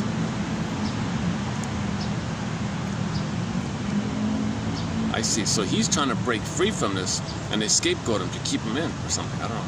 The position of the child, the position of the child in the sibling group frequently became a focus for unresolved childhood problems of the parents. If the parents' most serious unresolved problems were with male figures, the child chosen to represent the family conflict was usually a male child. Okay, so the mother had a problem with the man, and maybe the father. The father had a problem with the man, maybe the father. So they get married and have a son. They scapegoat the boy. It's a gender thing. Similarly, sibling order could be a strong factor. If one or both parents had difficulties with older brothers, well, an older boy in the family might become the scapegoat. Oh, look at that, eh? So the father had a problem with the older brother. She had a problem with the older brother. They get married and have a bunch of kids. The oldest brother will be scapegoated because it reminds them of their older brothers. Oldest son, you remind me that I had an older brother, and you're like playing the older of the other kids. Can you believe it?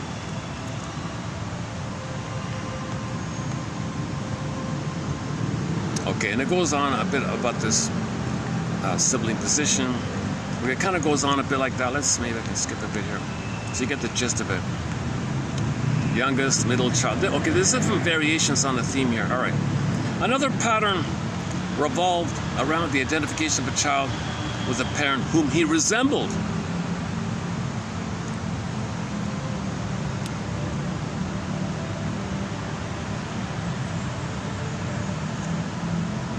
The father and the eldest son had very similar physical characteristics. Not only did they have the same first name, but were called by the same diminutive name by the mother.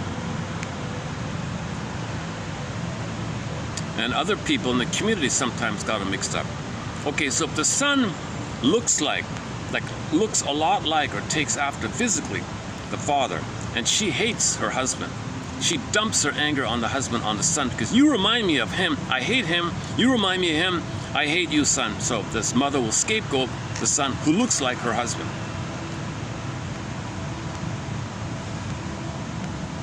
In fact, the son was criticized by the mother for all the characteristics which she disliked in her husband, but she was unable to criticize her husband directly for these characteristics. She channeled all her feelings, especially anxiety and hostility, to the child, although her husband had similar problems.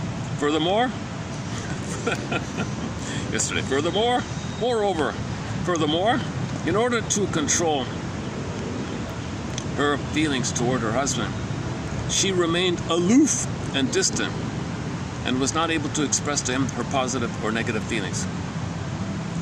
Okay, so she gives the husband a cold shoulder, hates him and hates the kid that looks like him, while she channeled many criticisms and anxiety through the child. She also expressed many of her positive feelings to the child, thereby leading to severe mother complex. Okay, if there's too much tension, if there's too much energy and tension, positive, negative, negative, positive, okay, he ends up with the mother complex. Too much tension between the son and the mother, he ends up with the mother complex. Oh, the husband didn't like seeing this. Look at this. The husband was not happy about his wife being so aloof to him. But on the other hand, he found that by cooperating with his wife in criticizing the child, he was able to keep the burden of problems away from himself. He thus joined his wife. He joined his wife. He ganged up on his son. He joined the wife in scapegoating the kid.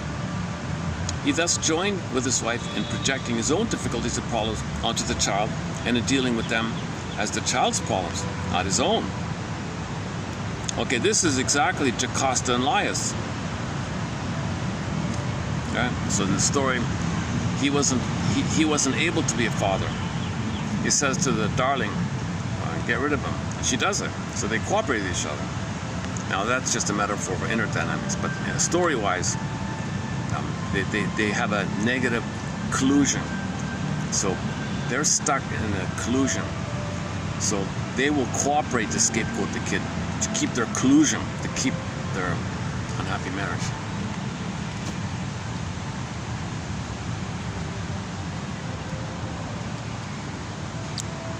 So I guess it could go either way, right? I guess the husband can... Okay, that's just one variation. All right.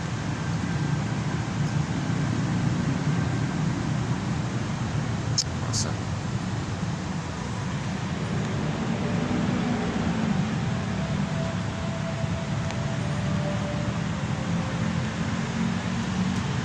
Where are we here?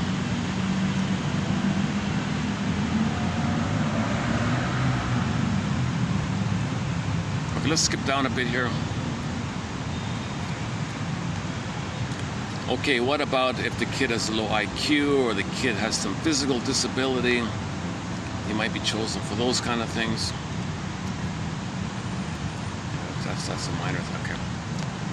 While the general process of symbolization of a scapegoat is very similar to dream symbolization, there is one problem in the family selection of the scapegoat which is not met in the selection of the dream symbol.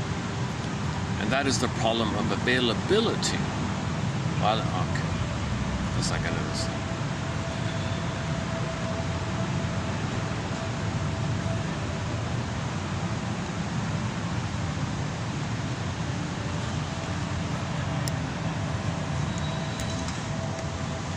I'm dealing with a fly here. I'm going to get a fly here.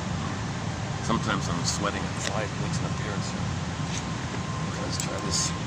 Where are we here? Okay, let's just jump to section 3 here. Okay, let me change my chair. Hold on a second.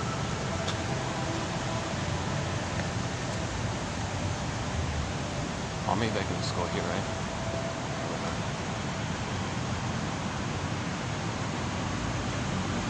Just do work. Okay, we're gonna take a flight.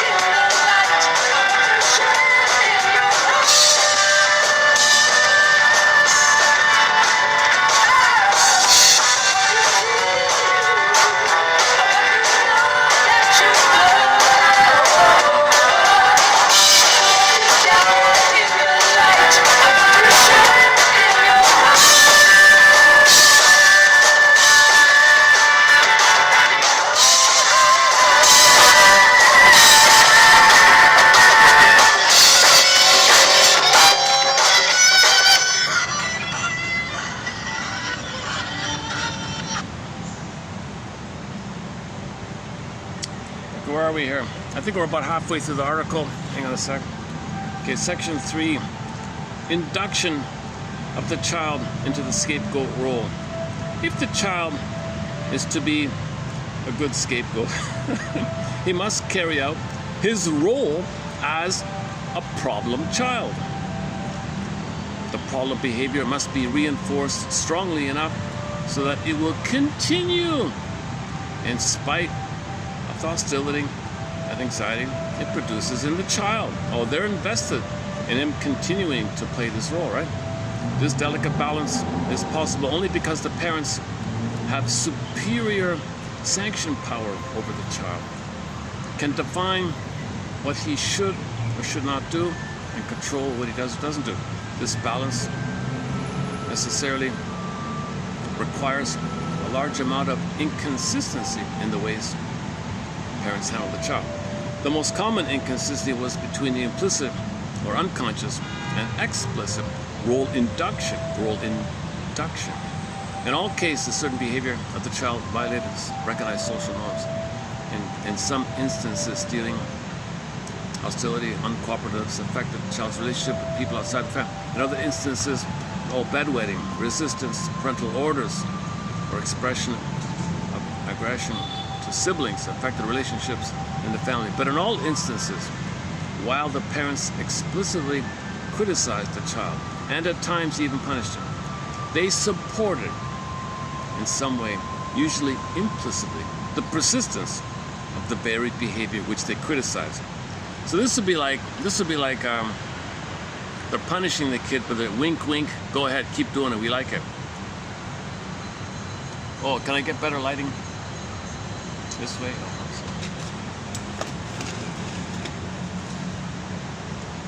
is that a little better with the lighting? Oh, hey, I get a better view like that too. Okay, usually I can't get the lighting right.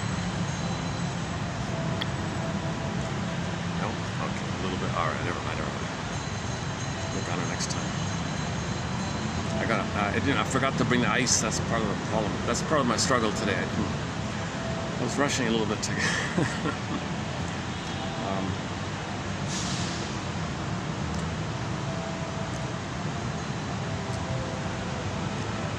So we're talking about how the parents reward this. So they want him to maintain the role. Good problem child. You're being a good problem child. Okay, and they list some of the techniques and tricks to make this happen. All right. Another type of inconsistency was that one parent would encourage one type of behavior, but the other parent would encourage an opposing type of behavior. The result, again, was that the child was caught in the conflict. This also permitted one spouse to express annoyance to another indirectly without endangering the marital relationship. For example, should we do this example here? All right. For example, in one case, the father objected to the son's leaving toys lying around and would lose his temper at the child for such a behavior, implying that the mother was wrong in permitting him to do this. The mother realized that the father flew off the handle at such behavior and did not stop the father, since she knew he was right. Nevertheless, she indicated that the child need not bother picking up the toys, since she felt that he was too young to have to do such things by himself, and that the father was being too strict. If the mother's encouragement of the behavior annoying to the father was explicit, there would be danger that the father's anger would be directed at the mother rather than the child. Oh, what a slippery move. The mother wants the father to explode at the kid. She does this sneaky thing to make the kid lay the toys around. Wink, wink, nudge, nudge, okay, leave your toys around. Setting it up knowing that the father will bark at the kid. So this keeps the kid in the problematic mode. Look at this poor kid, eh?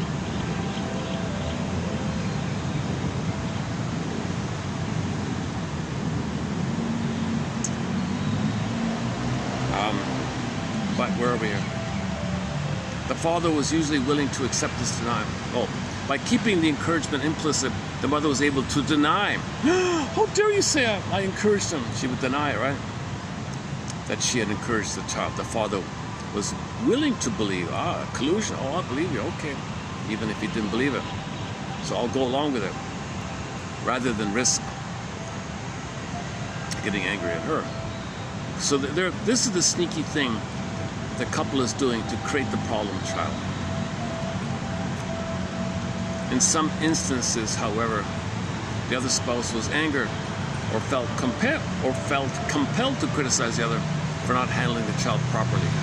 Then the encouragement of the child to behave in a certain way would have to become more subtle to avoid criticism of the other spouse.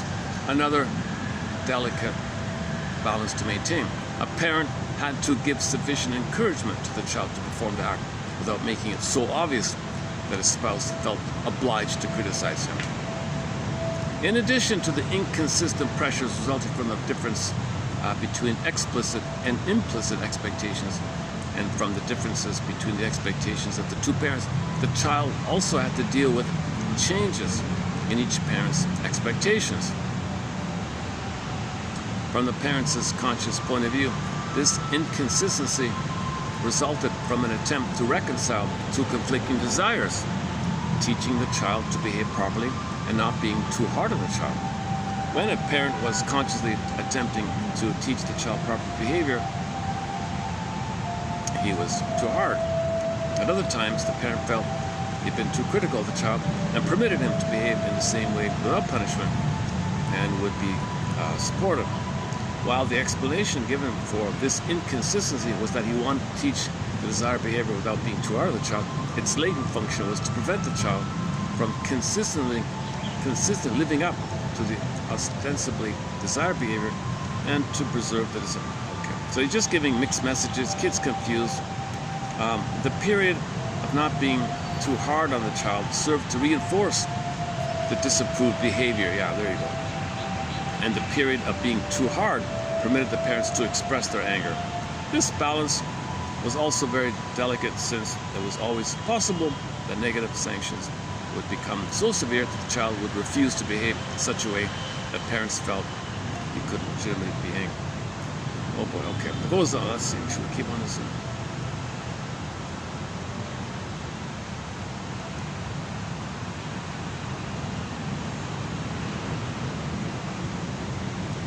Okay, it kind of goes on like that.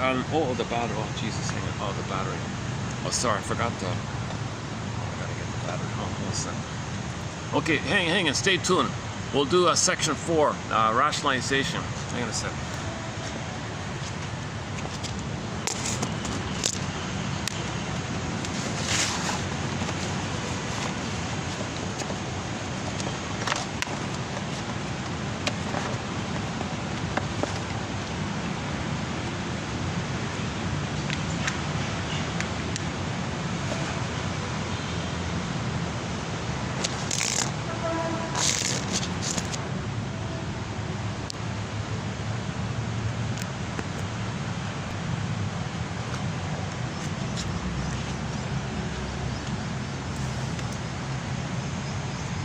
I did briefly skim parts of this number 4 one, and I recognize it.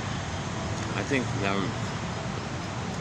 you see this in sitcoms all the time. You see that I see this in sitcoms. Sorry, I see this in sitcoms constantly. This kind of thing. Rationalization. When a scapegoating situation was established, a relatively stable equilibrium of the family was achieved. However, there were difficulties in maintaining it. Parents sometimes they had guilt about this. And when the child was recognized by others, so when others are getting involved here, right, pressure was brought to bear for some action to be taken. Hey, your kid is beating my kid here. What's going on here? Stop letting your kid beat my kid. What the hell? When called upon to explain, parents did not have much difficulty in explaining why they were so concerned about the child. But they did have great difficulty in rationalizing their aggressive expression to the child. What? When called upon to explain, parents didn't have much difficulty in explaining why they were so concerned about the child. One way, okay, hang on. One way in which the parents rationalized their behavior was to define themselves rather than the children as victims. So imagine that. Imagine a parent says to another parent, hey, your son is hitting my kid. And that parent says, I'm such a victim. Oh my God, all the work I have to deal with this problem kid. Oh my God, I'm the victim here. I did nothing wrong. I'm such a victim. And she makes it all about her, that she's the victim. Somehow she twists it, and everybody's laughing and focused on her. And at the end of it all, you think that she's the victim. Yes, people coming around here. All right. They stressed how much difficulty there was coping with all the problems posed by their child. For example, mothers of bedwetters complained about the problems of keeping sheets clean. Yeah, look at that. So the kid is terrified. He's having a nightmare. He's losing it. Is that right? So the mother, I'm such a victim. All this work to clean the sheets. What about the cause of this?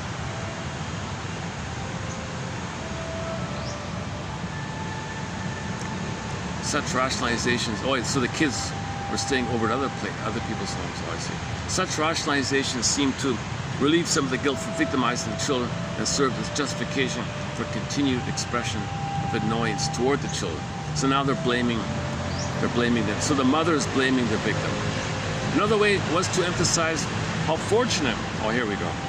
Okay, this lengthy section is about this mother went on a long rant about how when I was a child, you know how hard it was. Look how good they have it. There's this whole routine. And because of that, what they're doing is okay. So they talk about that they had a harder time. All these attempts of the parents to rationalize their behavior had a very defensive quality and showed the difficulty these parents had in reconciling their own behavior with general social norms about children. Oh. All of a sudden there's a crew just in front of me here. Hang on a sec.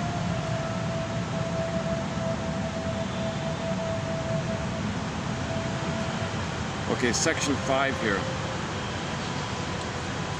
Although the present paper has been concerned with the dynamics of the family as a group in relation to an emotionally disturbed child, some comments should be made on the functions that scapegoating serves the parents. For the parents, scapegoating served as a personality stabilizing process. While the parents of these children did have serious internal conflicts, The projection of these conflicts onto the children served to minimize and control them. Thus, in spite of their personality difficulties, the parents were able to live up to their commitments to the wider society, expressing a minimum of their difficulties in the external economic and political systems. Most of the parents were able to maintain positions as steady workers and respectable community members. While the scapegoating of the child helped the parents live up to their obligations to the community, often they did not live up to their obligations as adequately as other families. And the whole family became a scapegoat for the community. Oh, here's a twist. Didn't see that one coming. So this family that's doing this ends up becoming a scapegoat for the community. So the parents scapegoat the kid to get along with the community, and then the whole community scapegoat that messed up family. Oh my God.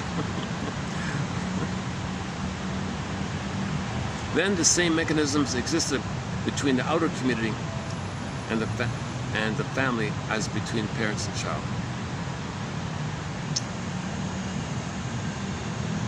So it's ironic, right? The parents want to get along, they scapegoat the kid. It ends up that the entire family is scapegoated. The families, like their children, seldom fought back effectively. Instead, they channel their additional frustrations and tensions to the child. So now the child is a greater burden, right? Now the parents channel their increased tension of the family being scapegoated onto the tension, and the kid, the problematic kid's gonna have to hold more of a burden. Once established, many forces may play into the scapegoating situation. Though the child suffered additional burdens through the medium of the family, he helped drain off the tension of the broader community. And oh, look at that. Oh, I see.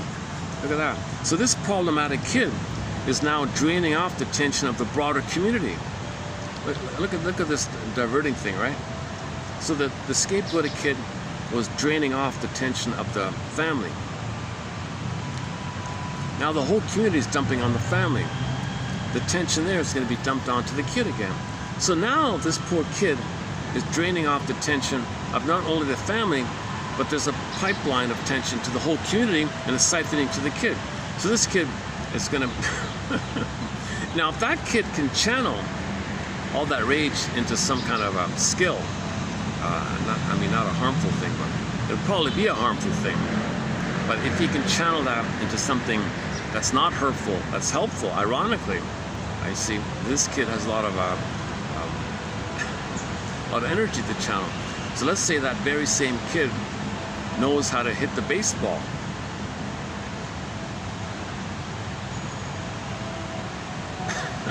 So he might be a baseball star, right? But then they won't scapegoat the kid anymore.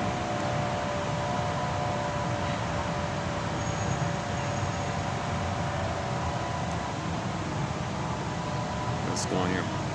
Dysfunctions. While the scapegoating of the child is effective in controlling major sources. So let me change it. Give me a second. Let me try it like this. Can I do it like this? How's the lighting this way? Or can I get like this? Or can I get proper lighting? What if I go back here?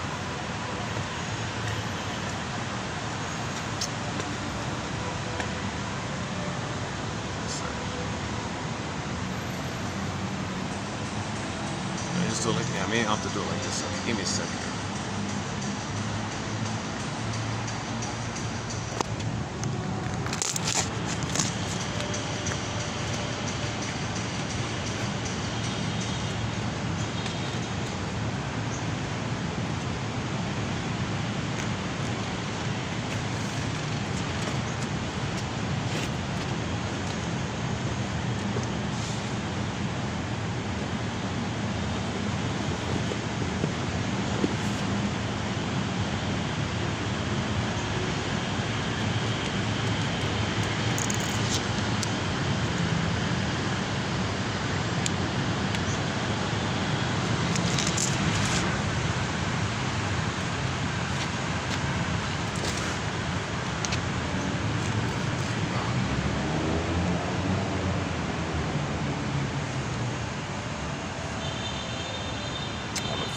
fly's back. The fly came back. I thought he was.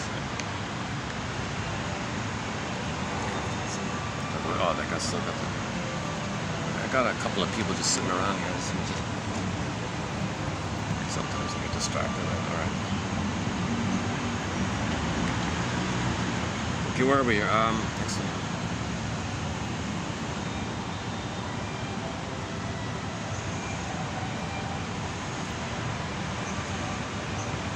One second. Got it back? All right.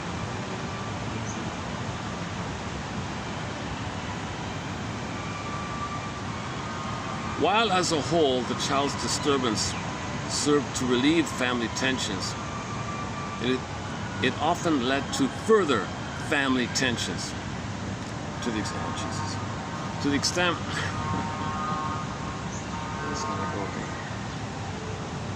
I don't want to get people in the camera. At the same time, I don't want to keep looking at them. I want to keep seeing them.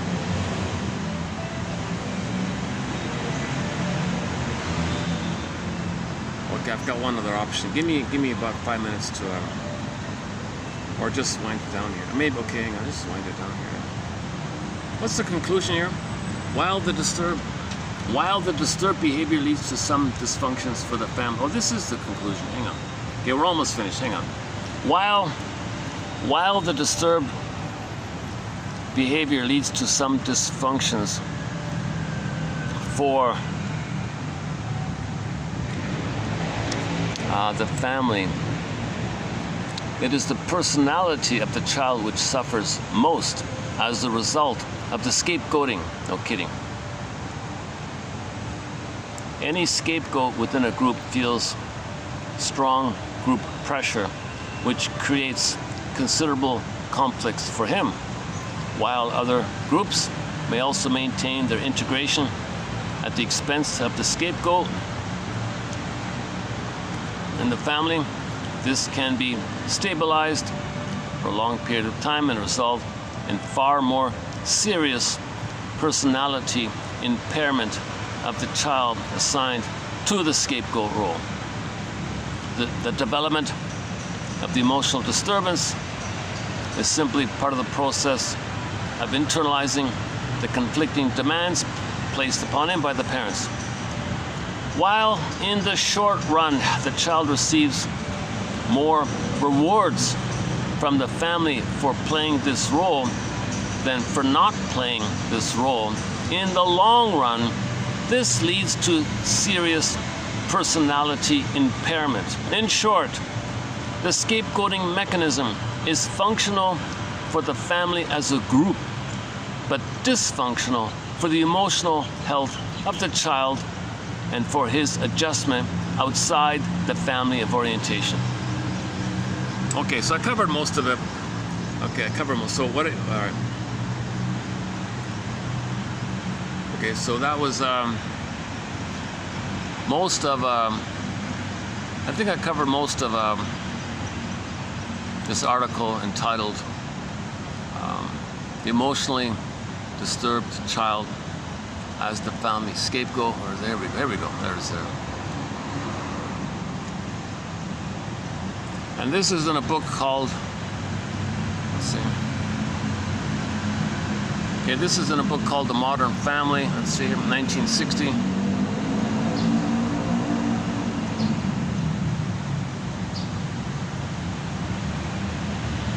oh, hang on a second.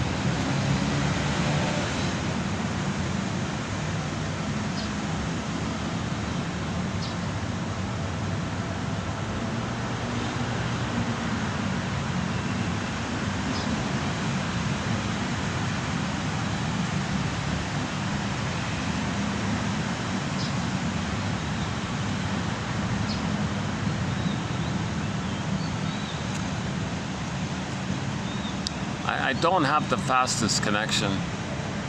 Wait a minute, this is not a Wi-Fi thing, is it? This is an app, right?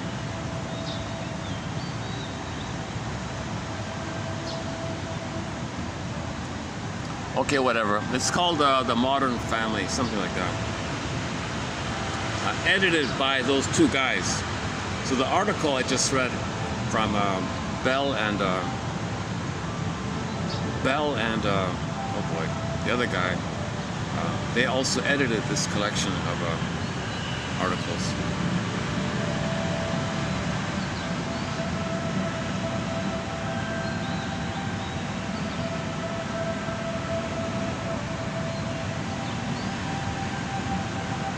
Okay, whatever. It's called, oh,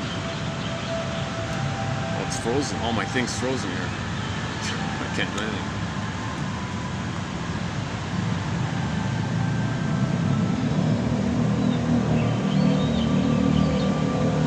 Oh, here, oh, hang on. Oh, hang on. It's starting to come. Okay. It's called A Modern Introduction to the Family. Oh, here we go. Edited by Norman Bell and Ezra Vogel. 1960. Yeah, here we go. 1960.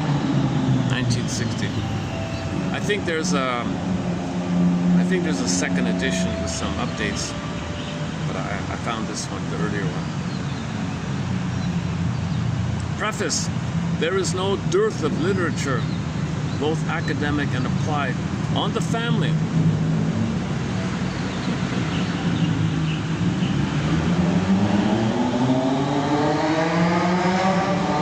Oh, okay, here we go. So here are the table of contents. Look at that, eh?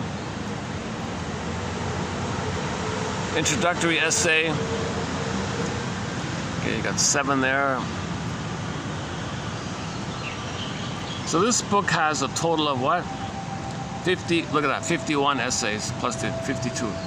Maybe 52 essays, eh? 51 plus the intro, 52 essays. Yeah, look at that.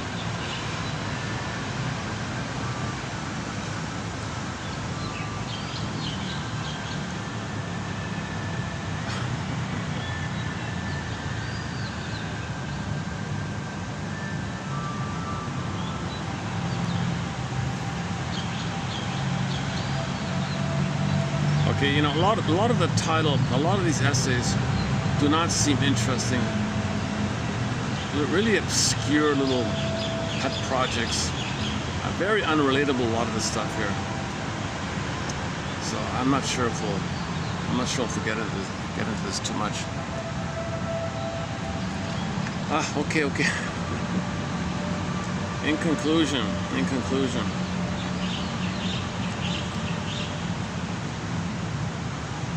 32:16. In conclusion is here. The conclusion. In conclusion.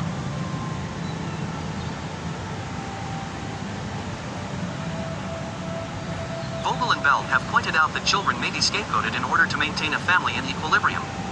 The tensions produced by unresolved conflicts were so severe that they could not be contained without some discharge. It is not surprising that some appropriate object was chosen to symbolize the conflicts and draw off the tension. They further suggested that the choice of a particular child as scapegoat might be due to the vulnerability of the child because of his dependence. R counts. Yeah, that's how I found it, by this guy here. Yesterday, go to yesterday's video on the work of Robert M. Counts. And then before that, Ann Teachworth. And before that, John Johnson. Stephen M. Johnson. And then Larry Laveman, Tess Forrest, and the song, the Cheap Trick song, I Want You to Want Me song, yeah. Okay, I think the heat's getting to me here a little bit. It's 40 something here. Let's see, what is it now? It's 5 o'clock. Let's see. What do you think the temperature? What do you think the temperature is? Let's see. Who's the best? Let's see. AccuWeather.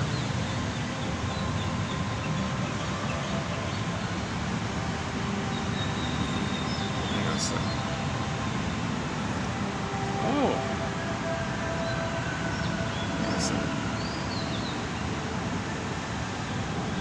36. At the moment, it's only 34 with the feel reel. 29 in actual. They're kidding. All right.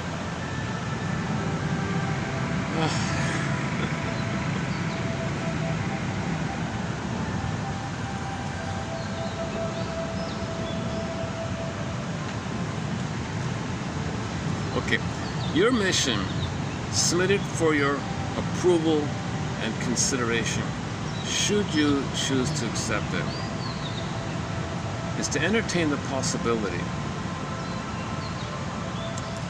that if you're not really coming from your authentic self, your real self, your true self, okay, and that suggests that you have to play a role, a defensive thing, which then in turn served the parents somehow. It helped the parents, like discussed today. Can we say that all dysfunctional people were scapegoated? Is that a fair thing to say?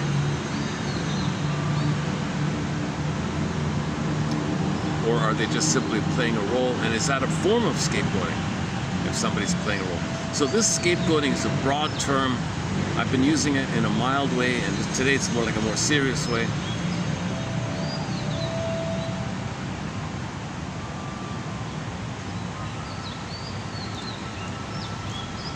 Nobody would regard a kid who makes a lot of money, although he's inwardly miserable, but he makes a lot of money, they would say he was scapegoated. No way.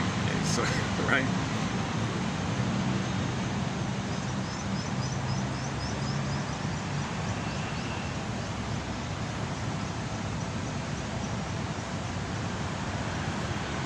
I just keep sweating here. Okay, let me just wrap it up then today.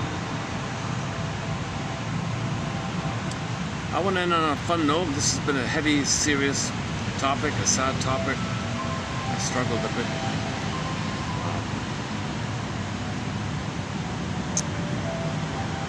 Let's go to, yesterday we went to Radio Garden and we ended up with a song from Guatemala. Oh, but I had to trim it out. It was copyrighted. I found a fun song by a popular singer from Guatemala. Copyright, trimmed out, so you can't hear it. So let's try again. Let's try another Radio Garden around here. Let's see if we can see when we get here today. Yeah, yesterday we ended up here, Guatemala.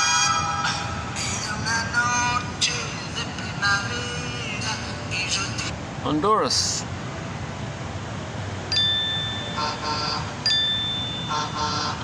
¿Qué es todo esto? Oh.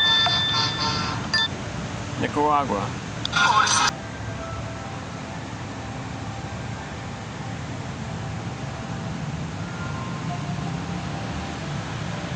Failed to load.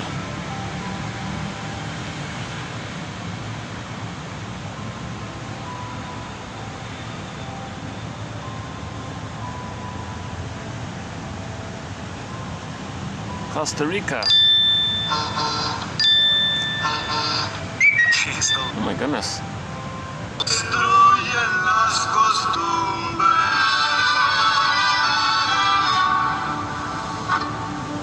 Las rancheritas. Panama. Si te dan amor también tienes que dar.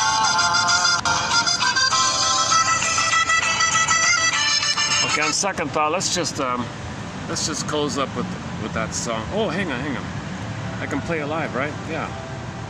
So let's close up with the Millington Sisters singing a song called "Hot." Simply called. It's hot today, so let's play their song. When the song ends, I'll hit the stop button.